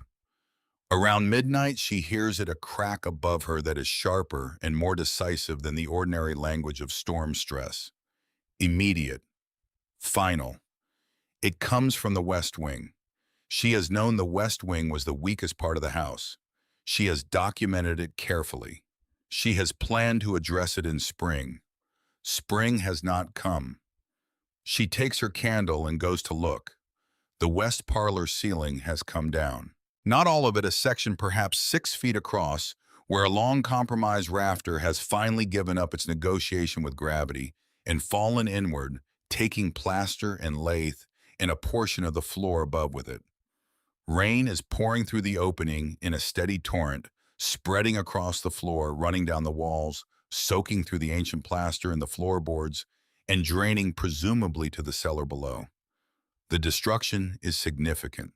She stands in the doorway, looking at it, feeling the cold rain hit her face from across the room, and the despair that rises in her is genuine and deep, and she does not pretend otherwise. Weeks of work, weeks of effort and care, and the slow, patient accumulation of small victories. And the storm has unmade a portion of it in a single night with the casual, destructive efficiency of weather that does not know and would not care that it is destroying something a person has been tending. She does not go in. There is nothing to be done tonight that would not cost her her health. She backs away from the door, closes it, and returns to the kitchen. She is sitting beside the fire, coal pressed against her leg, listening to the storm do its work on her house, when she hears the sound that does not belong to it. Banging on the front door. Urgent, rhythmic, the sound of a fist that means it not testing the door, not tentative, the sound of someone who needs the door to open and is committed to making that happen. She takes her candle. The hall is cold and dark, the storm audible on every side. She goes to the door and works it open against the wind, leaning her weight into the effort. And the door gives and the wind comes in, and in the candlelight on the step is a woman. She is drenched, completely, entirely soaked, her dark coat plastered to her body, her hair down and streaming. She is holding something against her chest, a bundle wrapped in her coat's excess fabric held tight with both arms. And Willa can see, as the candlelight catches it, a small face inside the bundle. A child's face, eyes closed, brow furrowed with the discomfort of cold, a 5-year-old's face doing the work of weathering something beyond a 5-year-old's understanding of what it means to be this cold and this far from safety. "Please," the woman says, her voice is rough with cold barely carrying over the storm. "Our wagon, the axle broke in the lane. I saw your light. There is a child." Willa steps back, opens the door wider. "Come in," she says. "Come in now." The woman is Ruth. She tells Willa this when she has stopped shaking enough to form full sentences, sitting as close to the kitchen fire as she can get without touching it. The child, her son Edmund, 5 years old, wrapped in Willa's single blanket and beginning to recover his color, the furrowed brow slowly smoothing as warmth reaches him. She is traveling to her sister's household in the next county. She has been on the road since before the storm turned serious. The wagon axle snapped on the hill below Harrogate, and she saw the candlelight in the upstairs window and climbed toward it through the rain, holding Edmund against her body with both arms the entire way. They told us in town, Ruth says, her hands wrapped around the cup of hot water Willa has given her, the only hot thing she has to offer, that this house was cursed, that no one lived here. She looks around the kitchen at the clean hearth, the swept floor, the evidence of a person who has been working carefully and steadily at something. I almost didn't come up the lane. I'm glad you did, Willa says. She gives Ruth the last of the bread. She gives Edmund a small piece of the hard cheese she has been rationing for a week. She feeds Cole his portion last, and Cole accepts it with the dignity of an animal that has decided not to comment on the irregularity of the evening. Ruth and her son sleep by the fire on the blanket, and Willa sits up through the rest of the night in the wooden chair keeping the fire going, listening to the storm spend itself against the house. And in the hours before dawn, while Ruth and Edmund sleep, and the storm begins at last to moderate the wind, dropping first the rain following the sound of the house's protests. Gradually quieting, Willa sits with the full weight of what she knows and thinks through, carefully and completely what she must do next. She cannot stay silent. She has understood this for weeks, but tonight it becomes urgent in a way she can no longer defer. The work in that journal does not belong locked behind a brick wall in a sealed room on a hill that the county calls cursed. It did not belong there in Adeline Voss's time, and it does not belong there now, 35 years later, in a county where people still die of the same disease, in the same rented rooms, in the same February cold, with no doctor within their means to call. Where women like Ruth travel through November storms on broken-axled wagons with their children wrapped in their coats because they have no other way to get where they need to go. Her mother deserved better. Ruth, shivering on a roadside with Edmund held against her chest, deserved better. The people of Ashford County, whose names do not appear in the judicial record, and whose land no one covets, and whose deaths leave no contest in the courts, they deserve better. Adeline Voss saw to it that better was possible, and Harlan Caldwell buried it for 35 years because it stood between his family and a profit. The storm breaks toward dawn, leaving the world washed and very still under a sky that has spent all its anger and returned to the cold, pale blue of a November morning that intends to be clear. Willa watches the kitchen window lighten from black to gray to the pale washed white of a morning after hard rain. Ruth wakes and finds Willa in the chair and looks at her with the particular expression of someone who understands without being told that they are in the presence of a person who has spent the night deciding something important. You saved us, Ruth says quietly so as not to wake Edmund. You needed shelter, Willa says. That's what houses are for. Ruth goes into Ashford later that morning to find a wheelwright and a blacksmith for the wagon. And the story she carries with her of a warm kitchen and a shared fire, and a young woman who gave the last of her bread without hesitation and sat up all night to keep the fire going, is the first story told about Harrogate in 35 years that does not end with a warning. She tells it in every household she enters and to every person who asks, and the story moves through Ashford with the quiet, specific velocity of something that happens to be true. But Willa, moving through the damaged house in the gray morning light, cataloging what the storm has cost, and what remains, knows that a good story will not be enough. She wraps Adeline Voss's journal carefully in the oilcloth. She puts on her coat and her sturdiest boots. She has 12 miles to walk. The road to Millhaven is not kind in late November. It runs south from Ashford along the base of the first ridge through bottomland that the recent storm has turned into a long argument between mud and standing water. The creek crossings are swollen, two of them, running over the stepping stones entirely, and she wades through both with her boots in her hand and the oilcloth parcel held above her head, the cold water coming to her knees, the current pushing at her legs with a cheerful indifference to her plans. She puts her boots back on afterward and walks the rest of the way with wet feet and does not think about it. She has 12 miles to cover and a reason to cover them, and those two facts are enough. She walks through the morning and into the early afternoon when the sky begins to close down again, with the particular gray of a Virginia November that is not finished with the region yet. The town of Millhaven appears below her when she crests the last hill larger than Ashford, a proper market town with a courthouse and a mill and a main street long enough to have two different establishments selling dry goods. She stands at the top of the hill for a moment and catches her breath and looks down at it. Somewhere in that town is a woman named Cecily Marsh. Willa knows only what Dorothea Horn told her the second time they spoke. 3 days after the storm, she had gone to the churchyard to leave a small bundle of dried sage. On the grave, she had noticed the old woman tending a grave. She now understood that bore the name Voss on its stone, though the first name was worn to near illegibility. Dorothea had been there sitting on the low stone bench beside the gate with her black shawl pulled close and her dark eyes open to the cold morning, and she had looked at Willa with those eyes and said without preamble, "You found it." Not a question. A statement of fact delivered by someone who has been waiting for this conversation for a very long time.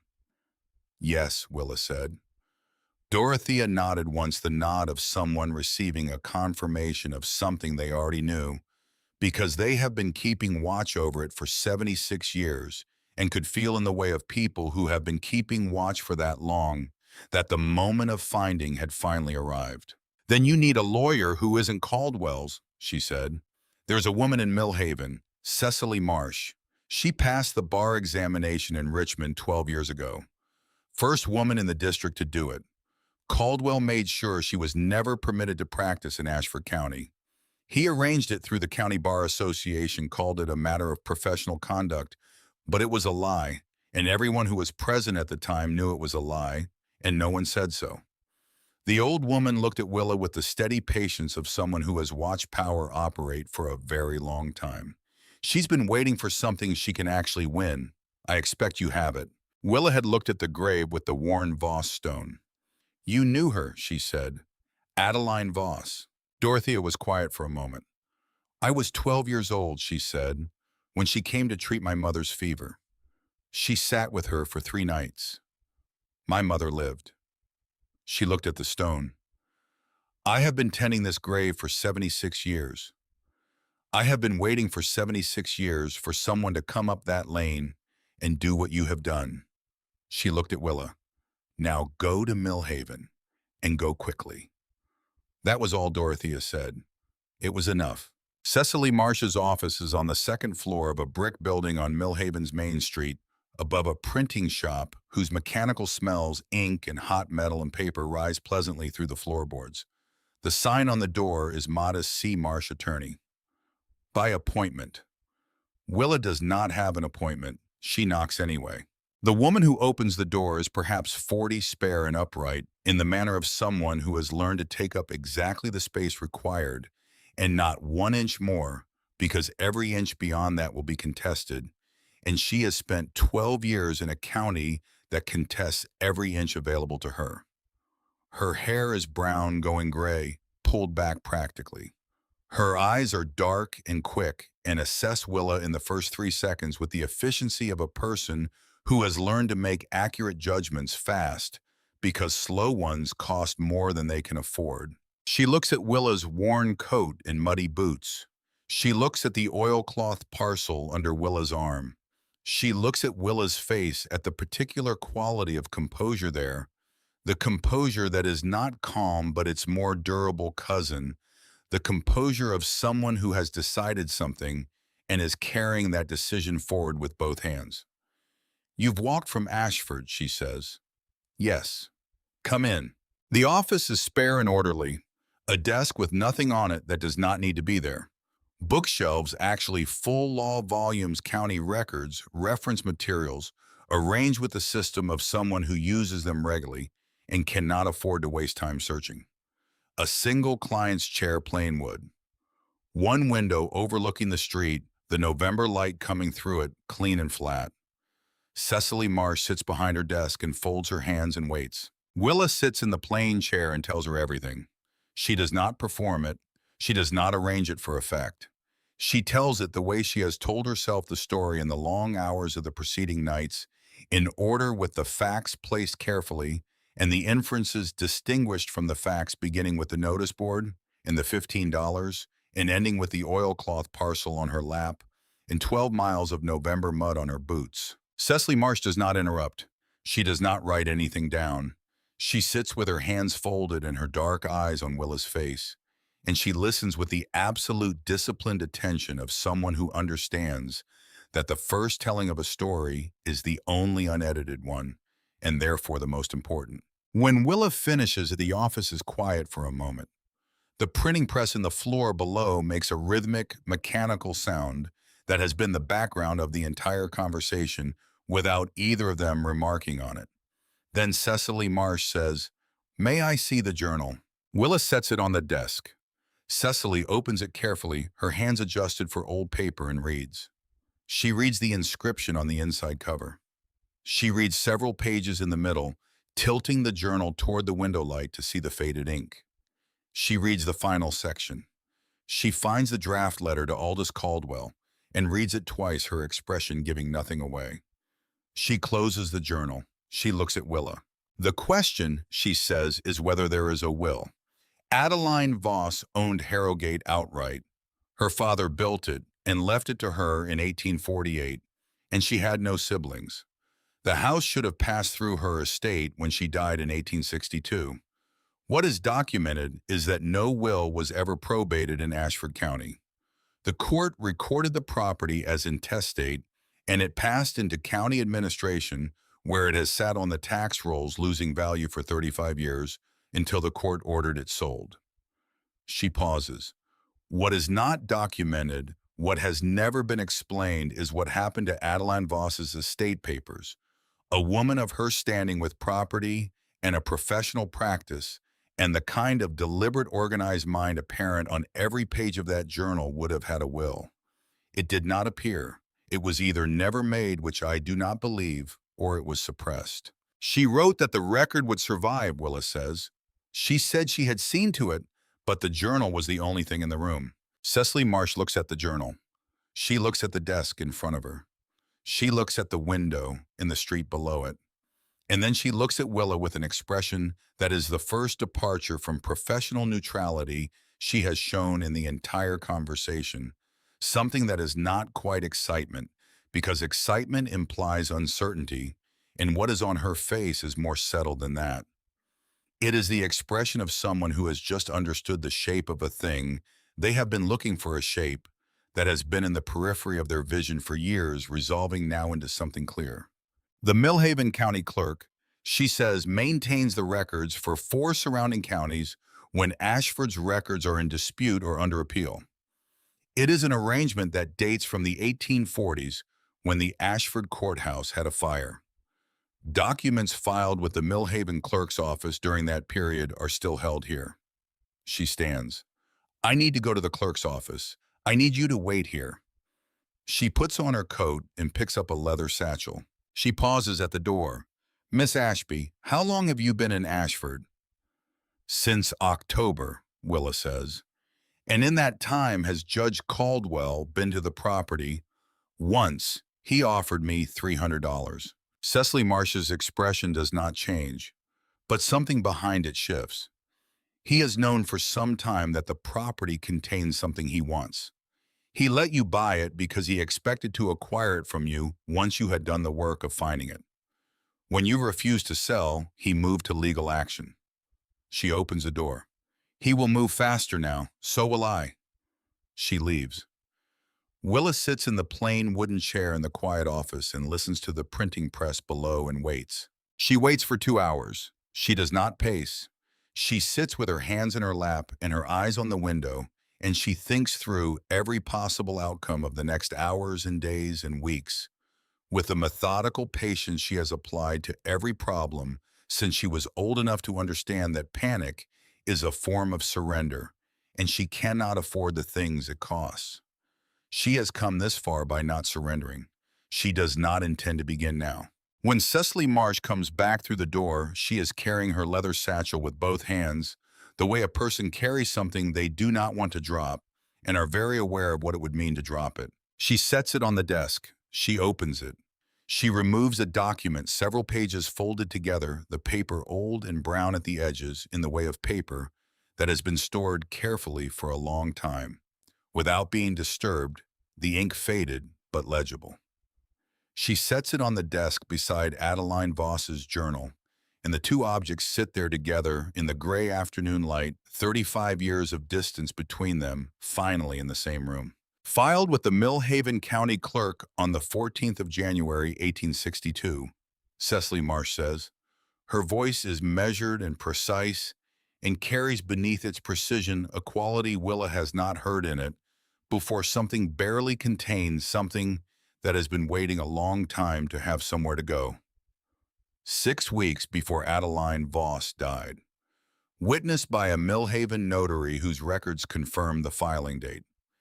It has been here the entire time in the county archive, correctly filed and never disturbed, because no one in Ashford County who knew it existed had any interest in finding it, and no one in Millhaven knew it mattered. Willa looks at the document. She can read the heading from where she sits. Last Will and Testament of Dr. Adeline Elspeth Voss of Harrogate, Ashford County, Virginia. She filed it here, Willa says, understanding arriving not as a surprise but as the final piece of a shape she has been tracing for weeks. The shape of a mind she has been reading in candlelight in a sealed room. The shape of a woman who understood her situation exactly and prepared for every foreseeable consequence of it. She knew she couldn't trust the Ashford clerk. She knew what Aldous Caldwell was capable of. So she came to Millhaven and filed it here where his reach didn't extend 6 weeks before she died. 6 weeks, Cecily Marsh says, which suggests she knew she was in danger, which suggests the fall down the staircase was not the accident the Ashford coroner recorded it as. She sits down. She opens the will to the relevant passage. The bequest reads as follows. She clears her throat and reads aloud, and her voice in the quiet office gives the old words the weight they were always meant to carry. To whosoever has the patience to find what I have hidden within the walls of Harrogate, and the character and the will to steward it for the good of all persons who suffer to that person, I leave the property known as Harrogate in its entirety, with all its contents and all rights pertaining to the medical research contained therein. This bequest supersedes all other claims. The work is the inheritance. The person who finds it has already proven themselves worthy of it. The office is very quiet. The printing press has stopped. Willa looks at the will. She looks at Cecily Marsh. The deed of sale from Silas Pruitt, Cecily Marsh says carefully, conveys the county's interest in the property. But the county's interest was always subordinate to the terms of a valid will, which the county did not know existed because it was never disclosed to them. This will is valid. It is witnessed, notarized, and correctly filed. Your ownership of Harrogate is not established by the $15 you paid Pruitt, though that transaction is itself legitimate. Your ownership is established by this document written by Adeline Voss 35 years ago in anticipation of exactly this moment. She pauses. Caldwell's lawsuit has no standing. He is attempting to challenge a deed of sale when the prior instrument, the will, was never properly administered. When this document is presented to the court, his case collapses. Willa is quiet for a moment, assembling the next question carefully. He will know that, she says. Yes. What will he do? And Cecily Marsh considers the question with the honesty it deserves, the honesty of someone who has spent 12 years understanding exactly how this particular man operates. He will do what powerful men do when the law moves against them and they have resources and time. He will delay. He will find procedural objections. He will attempt to have the will's validity challenged on technical grounds, the age of the document, the notary's records, the witnesses. He will make the process as expensive and exhausting as possible because he has money and time, and you have neither. She folds her hands on the desk, which is why we cannot fight this in the Ashford County Courthouse, where he has 30 years of relationships with every judge and clerk and bailiff. We need to put this before the community first, before the people of Ashford County who have a stake in what this will contains. She looks at the journal, the medical research, the treatment, the people who lost someone to lung fever while this was sealed in a wall. Those people are not abstractions. They are voters. They are the judge's neighbors, and they have been lied to for 35 years. Willa thinks of Ruth shivering on a November doorstep with Edmund wrapped in her coat. She thinks of her mother in February in a rented room above a laundry. She thinks of the churchyard in Ashford, the stones close together, the dates that say everything without saying anything, the specific grammar of a community that has lost too many people too young and called it God's will because there was nothing else to call it. The church, she says, not the courthouse, the Baptist church at the end of the main street. The pastor owes Caldwell nothing. I've watched them together in town, and there's nothing between them but formal courtesy and the kind of mutual distance that suggests an old disagreement that was never resolved. Cecily Marsh looks at her for a moment, the look of someone encountering a piece of information that requires them to adjust their picture of the person in front of them. The Baptist Church, she says. Yes, I'll write to Pastor Good today. The meeting is set for the second Saturday of December. The 2 weeks between are the longest of Willa's life, and also in certain ways the most ordinary. She goes back to Harrogate and keeps working. There is nothing else to do with the waiting, and the house still needs tending. She patches what she can of the storm damage in the west parlor. She reinforces the worst of the roof gaps with slates she pries carefully from a collapsed outbuilding.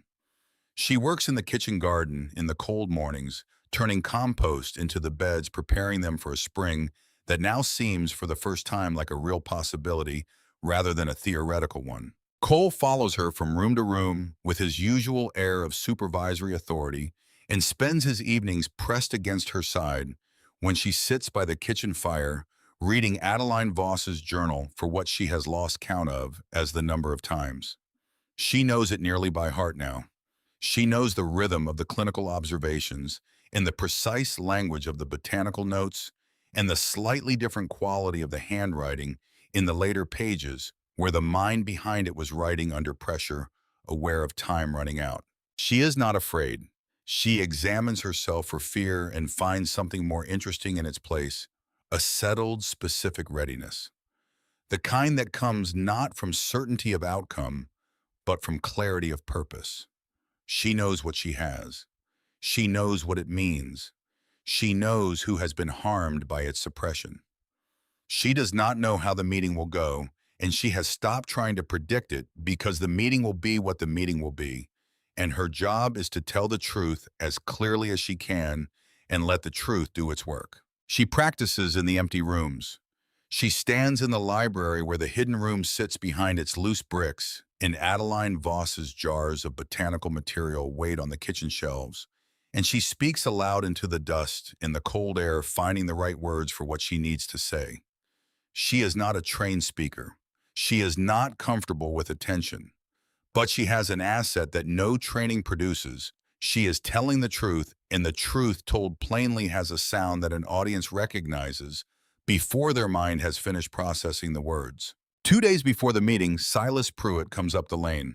He comes alone on foot, which itself is a kind of statement about how he has decided to position himself relative to what is about to happen. He knocks on the front door, the first person who has ever knocked properly, as if the house is an ordinary house with an ordinary resident, and when Willa opens it, he takes off his hat and holds it in both hands with the manner of a man who has come to say something he has been working up to for some time. I know about the meeting, he says. His voice has a different quality than it had in his office in October. The dry efficiency is still there, but something else has been added to it, something that takes her a moment to identify, and then she does discomfort. The particular discomfort of a person who has done something they cannot entirely justify to themselves and has finally decided to do something about that. I want you to know what was done with the Harrogate estate, the suppression of the will, the stories about the curse. I was not part of it. It happened before my time in this county, but I have known for some years that the legal history of that property was irregular, and I did not pursue the irregularity. I told myself there was nothing actionable, That was a failure of my professional duty, and I am aware of it. Willa looks at him. He is not a bad man. She understood that in his office in October when he pushed her mother's bracelet back across the desk. He is a careful man, a man who has survived in Ashford County by being useful to the powerful without actively participating in their projects. It is not heroism. It is not villainy. It is a very human kind of compromise, the kind that feels like survival when you are in the middle of it and looks like complicity when you see it from the outside. Will you come to the meeting? She asks. He nods once. I'll bring the deed of sale and my documentation of Caldwell's lawsuit, which I believe the community should see in full. He pauses. For what it's worth, Miss Ashby, I think what you've done here is remarkable. What I've done is clean a house and read a journal, she says. Dr. Voss is the one who did something remarkable. He puts his hat back on and walks back down the lane, and Willa watches him go and thinks that whatever comes next, she is not entirely without allies. It is a different feeling than she has had for most of her 18 years, and she allows herself for a single moment in the cold December afternoon to feel the unfamiliar texture of it. The Baptist Church of Ashford fills on the second Saturday of December to a capacity that Pastor Good in 30 years of ministry says afterward he has never seen on any occasion short of Christmas and Easter together. They come because the story has moved through the county in the way of stories that carry genuine weight, not as gossip which travels loudly and loses detail with each retelling, but as news which travels more quietly and arrives with its substance largely intact.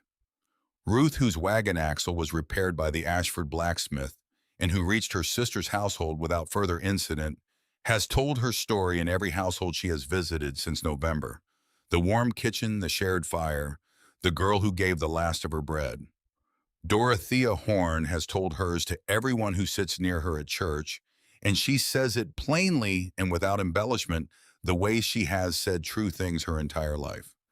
And Silas Pruitt, it turns out, has told his carefully and precisely to two other attorneys in the county, both of whom have driven from considerable distances to be present today. They fill the pews from the front. They stand along the walls. Several men stand in the vestibule with the door open, cold air flowing in around them because there is no more room inside, and they are not willing to leave. Willa counts faces without meaning to farm families she has seen in town. The shopkeeper from the general store, the blacksmith, the baker, and his wife who began leaving fresh loaves at the bottom of the Harrogate Lane after Ruth told her story. The school teacher with three of her older students beside her. The pastor who has arranged the front of the sanctuary with a small table at which Willa now stands. And there in the front left pew, Judge Harlan Caldwell. He has come. She did not know if he would. He has brought no one with him. Deputy Crane is not present, which tells her something about how Caldwell has read the situation and what he has calculated his best available posture to be. He sits with his coat buttoned and his expression arranged in the careful neutral of a man who is attending an event he intends to survive through the exercise of patience and the strategic deployment of procedural objections. He does not look at Willa when she walks to the front of the church. She sets Adeline Voss's journal and the will on the small table. She sets beside them Cecily Marsh's legal summary, a document of 4 pages that lays out with the numbered precision of a legal brief the chain of events from 1862 to the present. Cecily Marsh stands to Willa's left. Silas Pruitt sits in the front right pew with his files on his knees, his hat on the pew beside him. Pastor Good sits to the side, his hands folded, his expression grave and entirely attentive. Willa looks out at the room, 200 faces. She begins. She does not speak loudly.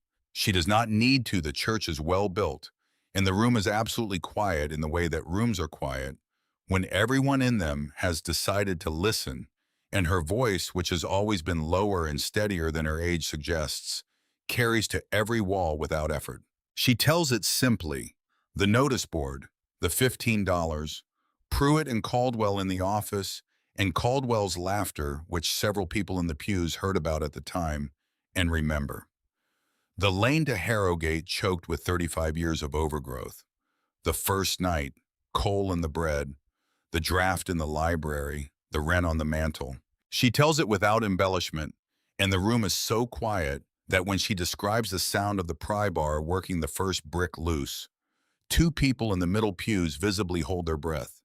She describes the room. She describes the journal. She opens it and reads, not the botanical notes, not the clinical records. She reads the inscription on the inside cover in Adeline Voss's own handwriting. This record is the whole of 22 years of clinical practice and botanical research.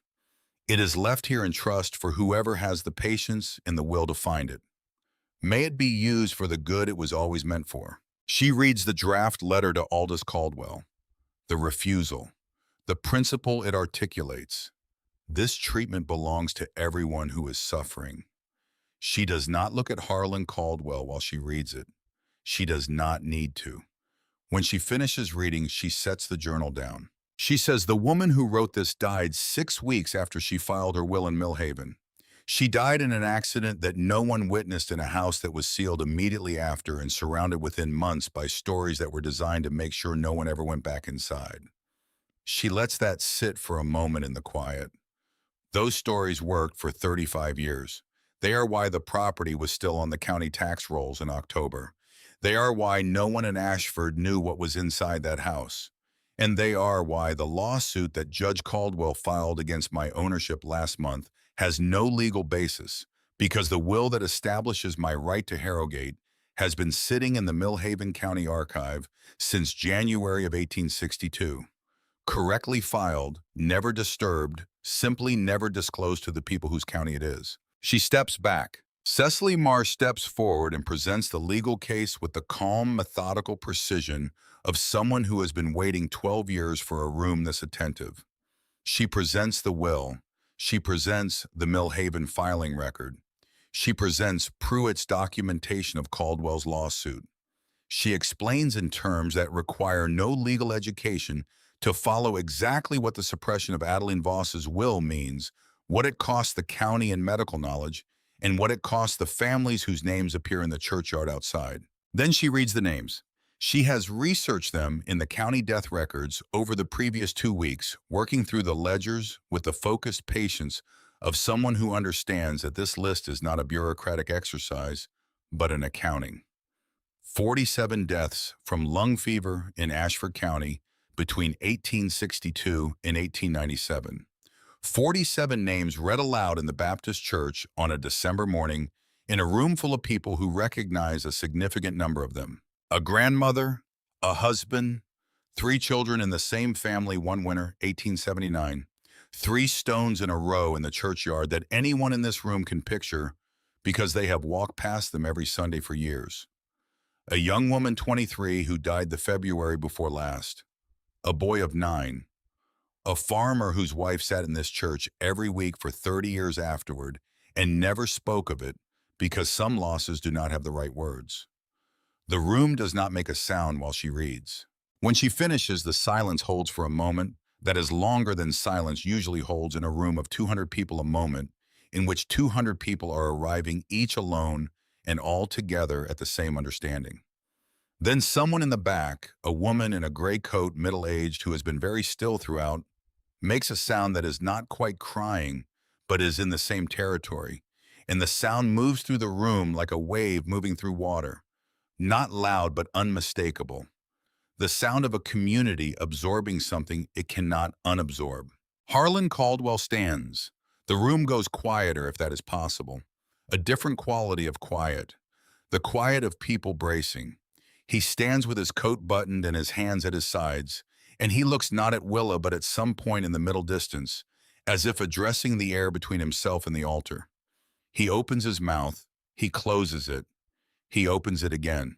The matter of the will, he says, and his voice has lost the large room-filling quality it carries in ordinary circumstances. It is thinner now, and she can hear the effort behind it. Is a legal question to be settled in the appropriate. The will is valid, Judge Caldwell. Cecily Marsh's voice is not raised. It does not need to be raised to be the most authoritative voice in the room. The filing date is documented. The notarization is documented. The bequest is clear. There is no legal proceeding available to you that will change those facts. The circuit court in Millhaven will confirm this, and I believe you know it.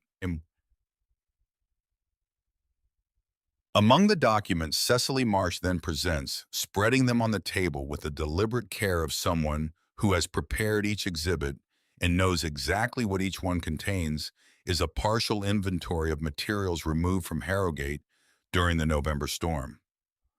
Items recovered from Caldwell's office under the Millhaven Circuit Court's discovery order recovered in Deputy Crane's own handwriting from records seized 3 days prior. The missing pages from Adeline's botanical maps. The partial formulary that had been taken from the hidden room while Ruth and Edmund slept by the fire and Willa sat watch. All of it recovered. All of it returned. All of it now documented as evidence of what the Caldwell family had been willing to do to keep this room sealed. The court document sits on the table beside the will in the journal. 3 objects that together tell the complete story from 1861 to the present moment. He looks at Cecily Marsh. He looks at Willa. He looks at the room. 200 faces look back at him. Not with anger, or not only with anger, with something heavier than anger and more durable. The specific weight of a community that has understood something and cannot ununderstand it. People who have buried their dead and grieved their losses and accepted the explanation the world offered them, which was that these things happen, that illness is arbitrary, that some people are taken early and there is no accounting for it, and who have now been told that there was an accounting for it, that someone with the knowledge to change the outcome chose profit over the attempt, and that the choice was made by a man who has been sitting at the head of their county's affairs for decades. Caldwell buttons his coat, which is already buttoned, the gesture of a man whose hands need something to do. He picks up his hat from the pew beside him. He walks to the side door of the church, not the front, not back through the assembled community, the side door which Pastor Good uses on ordinary Sundays to slip in and out quietly. He opens it. He goes through it. The door closes behind him with a sound that is very ordinary, a latch clicking into place, the most mundane sound in the world. The room listens to his footsteps on the frozen ground outside growing smaller. Then the room breathes. The legal proceedings that follow are, as Cecily Marsh predicted, not simple. Caldwell does not relinquish quietly. No one who has held power that long ever does. And the record of his efforts in the months after December fills 3 folders in Cecily Marsh's office and occupies a significant portion of her working hours. He files 2 separate procedural challenges to the will's validity, both of which the Millhaven Circuit Court dismisses within the month. He argues that the deed of sale to Willa supersedes the prior instrument, which Cecily Marsh dispatches in a written response of 6 pages that the circuit judge describes in his ruling as comprehensive. He attempts in January to have the Harrogate property reclassified as a county historical site, which would have effectively frozen its ownership in legal ambiguity for years. And this attempt fails when Silas Pruitt, who has by this point committed himself fully to a different kind of professional conduct than he has practiced for most of his career, produces 3 precedents from Virginia case law that make the reclassification impossible under the existing statutes. By February, the challenges have exhausted themselves. Willa's ownership of Harrogate is confirmed in the Millhaven Circuit Court on a Tuesday morning in early February 1898. In a brief formal proceeding that Cecily Marsh describes afterward as one of the most straightforward cases she has handled in 12 years of practice, the legal clarity of it having been established so thoroughly in the preceding months that the hearing itself is less a battle than a formality. Willa is in the kitchen garden when Cecily rides up the lane with the certified copy of the court order. The late winter sun is thin and direct, the kind of February sun that does not warm but illuminates everything with a clarity that has been absent since October. And the kitchen garden in that light looks more like itself than it has since Willa arrived. The beds clear, the paths visible, the stone border solid. She comes out to the gate and Cecily hands her the document over the stone wall, and they stand on opposite sides of it for a moment, the lawyer on her horse, the 19-year-old in her working clothes with February soil on her hands, and look at each other. "It's done," Cecily Marsh says. Willa looks at the document, at the court seal, at the language she has read before in draft, now formal and final and real. The language that says in the precise and terrible vocabulary of the law that this is hers, that this has always been hers, that the woman who placed a journal on a desk in a sealed room in 1862 always intended it to be hers, whoever she turned out to be. Thank you, she says. Don't thank me, Cecily says, and there is something in her voice that Willa has not heard there before. Something warm, in particular the voice of a person speaking to someone they have come to regard in a way that exceeds the professional. I spent 12 years waiting for a case worth bringing. You walked 12 miles in November mud and brought it to me. She gathers her reins. What will you do now? Willa looks at the house, the stone facade gray-green in the February morning, the front porch solid on its columns, the cupola at the top, the cobalt glass dull in the winter light, but whole, every pane intact, the inscription running around its interior that she has read 100 times now, for she who tends what others abandon. In the kitchen garden behind her, she can smell the turned earth of the beds she has prepared for spring, the iron and potential smell of soil that has been given attention and is ready to receive what comes next. Plant the garden, she says. Start with the simples. Adeline's records are specific enough about the growing conditions. I think the south wall beds will be right for the bergamot and the spice bush. The black cohosh needs the shade of the north wall, and the boneset wants the east border where the drainage is best. She pauses. And right to the University of Virginia, the medical faculty. The research needs people with proper training to verify it and continue it. I can tend the garden and I can protect the record, but I can't finish the science. That needs someone who can.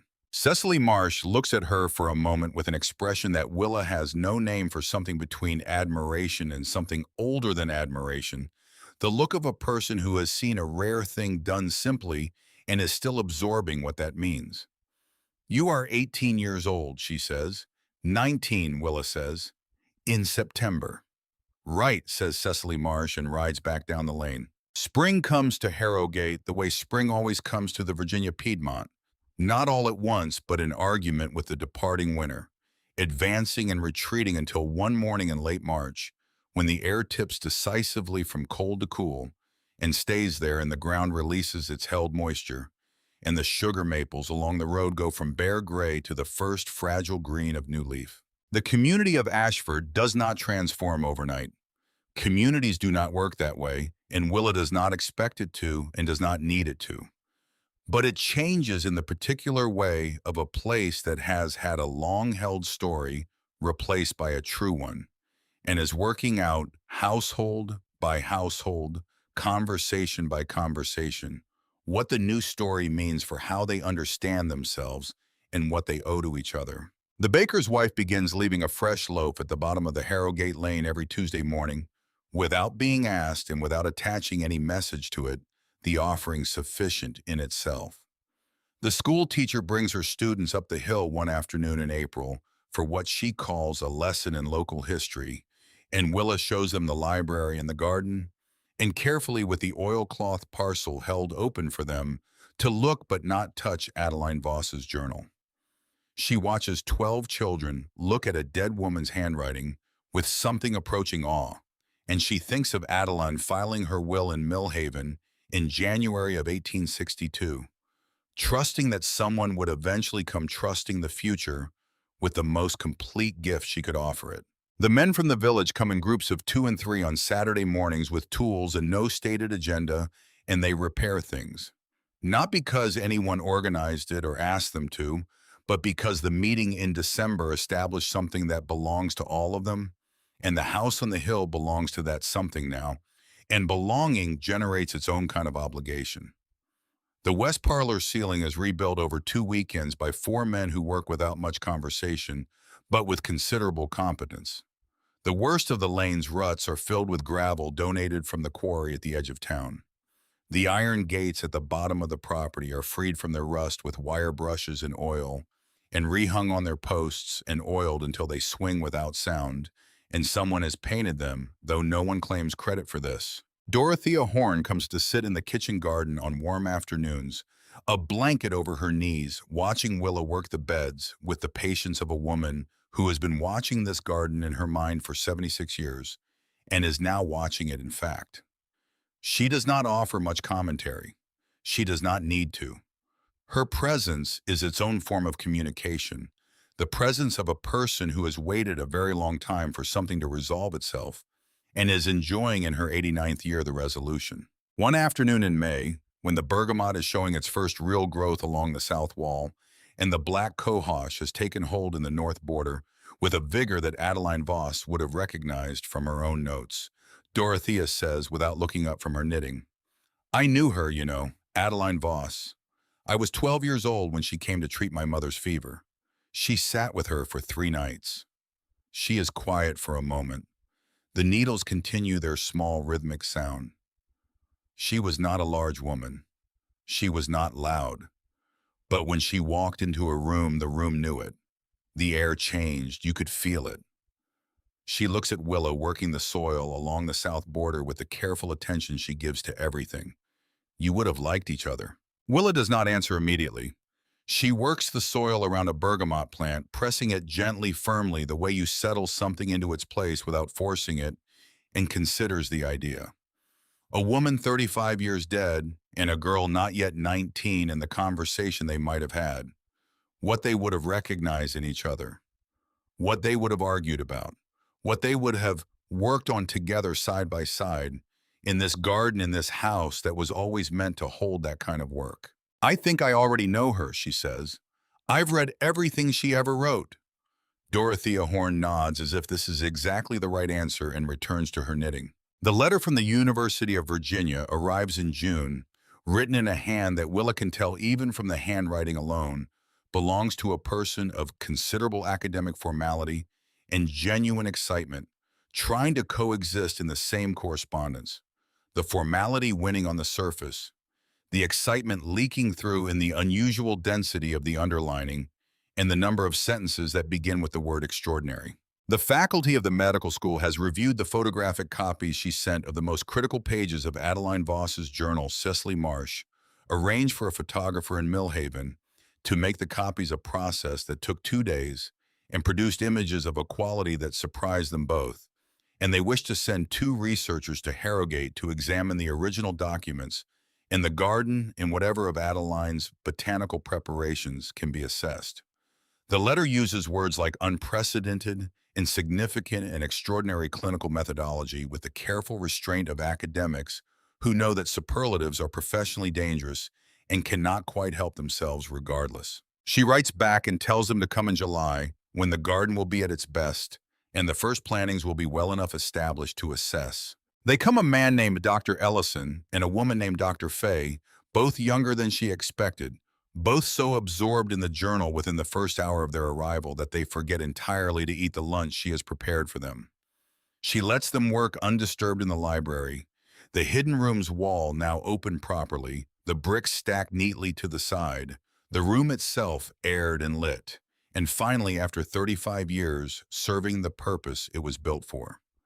Their voices reach her occasionally through the open library window, as she works the garden, the low, focused tones of 2 people working through something together. The occasional brief silence followed by a longer one, the sounds of minds engaged. She works in the garden while they work inside, and in the late afternoon she carries tea out to the front porch, and they come down from the library, and all 3 of them sit on the stone steps in the July sun and talk about Adeline Voss's methodology and what it means and what the path forward looks like.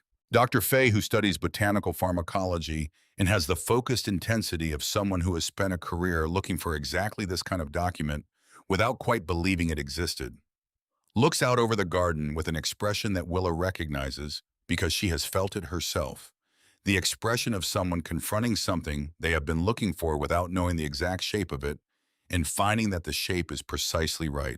She was right, Dr. Fay says, about the compounds, about the mechanism. The clinical records are, I've never seen anything like them for this period. The rigor is extraordinary. She looks at Willa directly. Do you understand what this means for treatment research?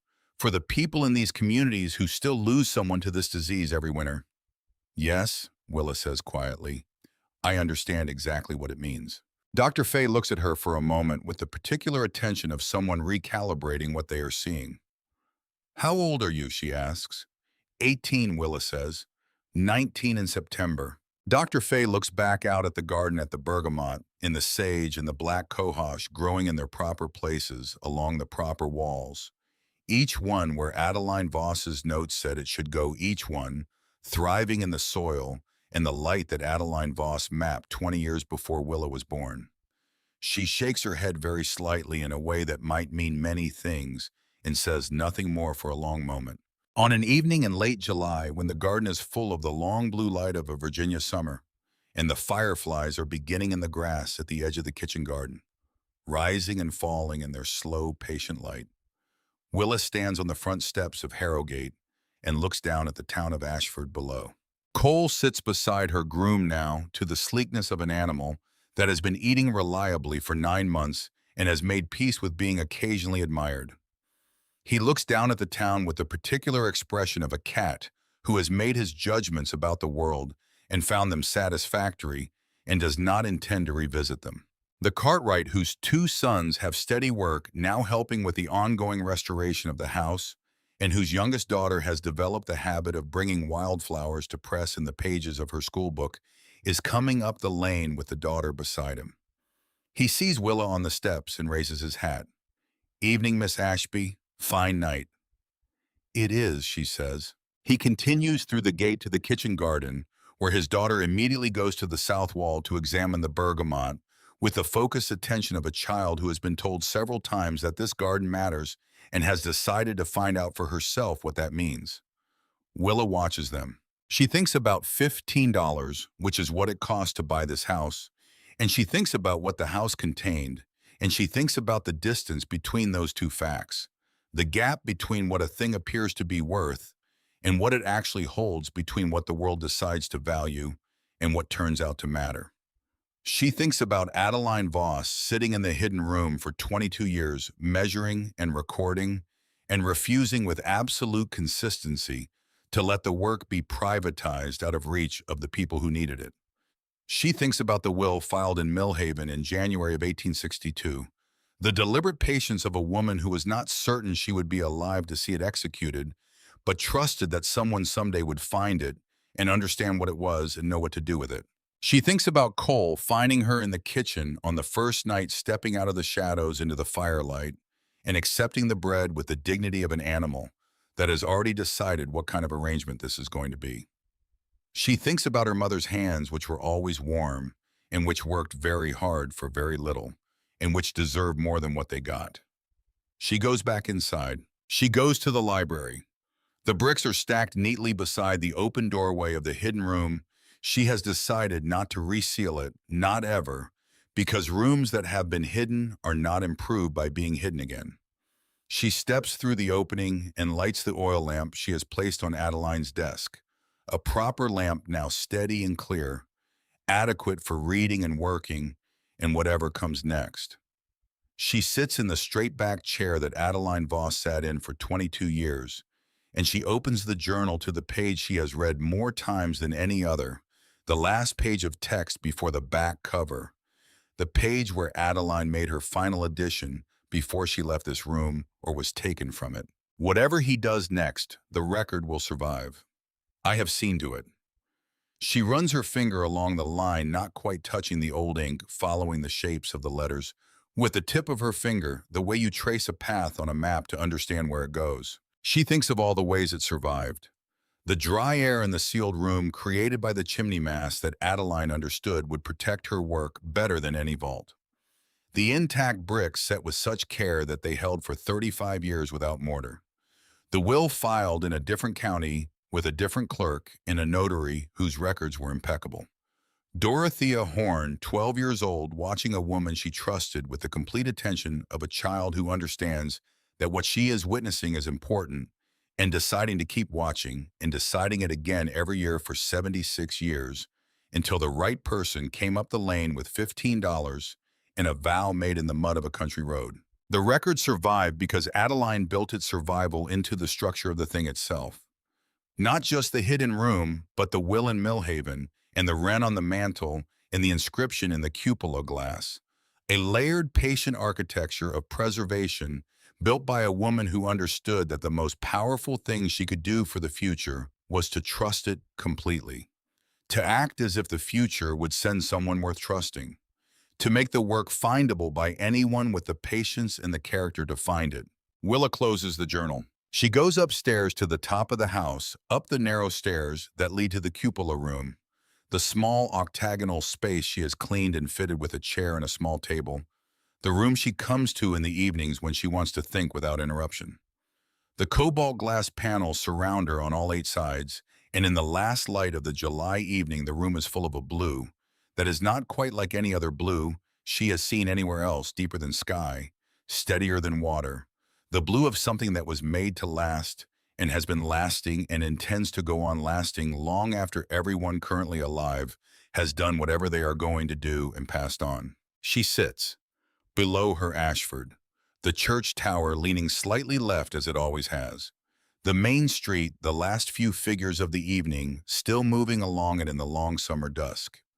The farms beyond the town, the fields catching the last of the light, in the way that fields do in July when everything is full and green, and the work of the season has been done, and the light falls on it all with the particular satisfaction of a summer evening that knows what it contains. And somewhere in those fields she knows, in the soil of 4 separate farms that agreed in the spring to trial plantings of Adeline Voss's botanical preparations, not yet the complete treatment, not yet verified by the university researchers to the standard that will allow it to be formally published.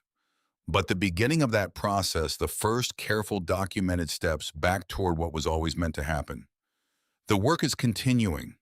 The work that Adeline Voss spent 22 years building and 35 years waiting to be found is continuing, carried forward by people Adeline never met and could not have imagined into a future she did not live to see. She did not do this alone. She is clear about that, has been clear about it since the night in the kitchen when Ruth and Edmund slept by the fire and she sat up until dawn working through what she knew and what needed to happen next. The will existed before she was born. Dorothea Horn held the knowledge of it for decades and tended the grave above the town and waited for the right person to come up the lane. Cecily Marsh spent 12 years building the legal competence to prosecute a case like this, waiting in Millhaven for something she could actually win. Silas Pruitt in the end chose correctly and chose it publicly, which cost him something. Ruth, shivering on a November doorstep with her child against her chest, told the story that changed the town's picture of the house before the legal proceedings even began. She was the one who walked through the gap in the crumbling wall on a cold October afternoon with $15 in a canvas bag and a vow made in the mud of a country road. She was the one who listened to the stones. But the stones had been speaking for a very long time to anyone with the patience to hear them. The sun goes below the ridge.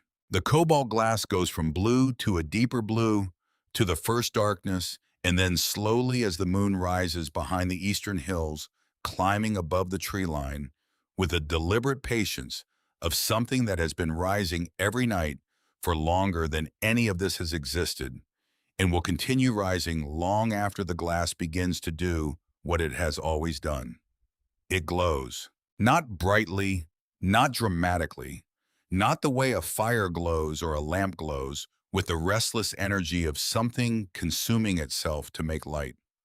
The way a kept promise glows, the way a thing placed deliberately in the world with care and intention, in the full weight of a person's understanding of what they are doing, and why the way that kind of thing glows when it has been waiting for the right conditions, and those conditions have finally arrived.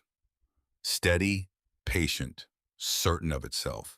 Cole appears in the doorway of the cupola room because Cole always appears wherever she is, having made his decision on the first night in October and not found any reason to revisit it in the months since. He looks at the glowing glass with the expression of an animal that has seen this before and has decided it is acceptable. He looks at her. He settles himself on the floor beside the chair, tucks his paws beneath him with the precise, satisfied motion of an animal that has chosen its position carefully and is done with the choosing, and closes his green eyes with the absolute satisfaction of a creature that lives somewhere. It has chosen with someone It has chosen in a house that has finally become what it was always meant to be. Willa leans back in the chair. Outside, the fireflies are thick in the meadow grass below the hill, rising and falling in their slow-speaking light, the same light they have been making in this field for every summer of the 35 years. This house stood empty and will make for every summer to come.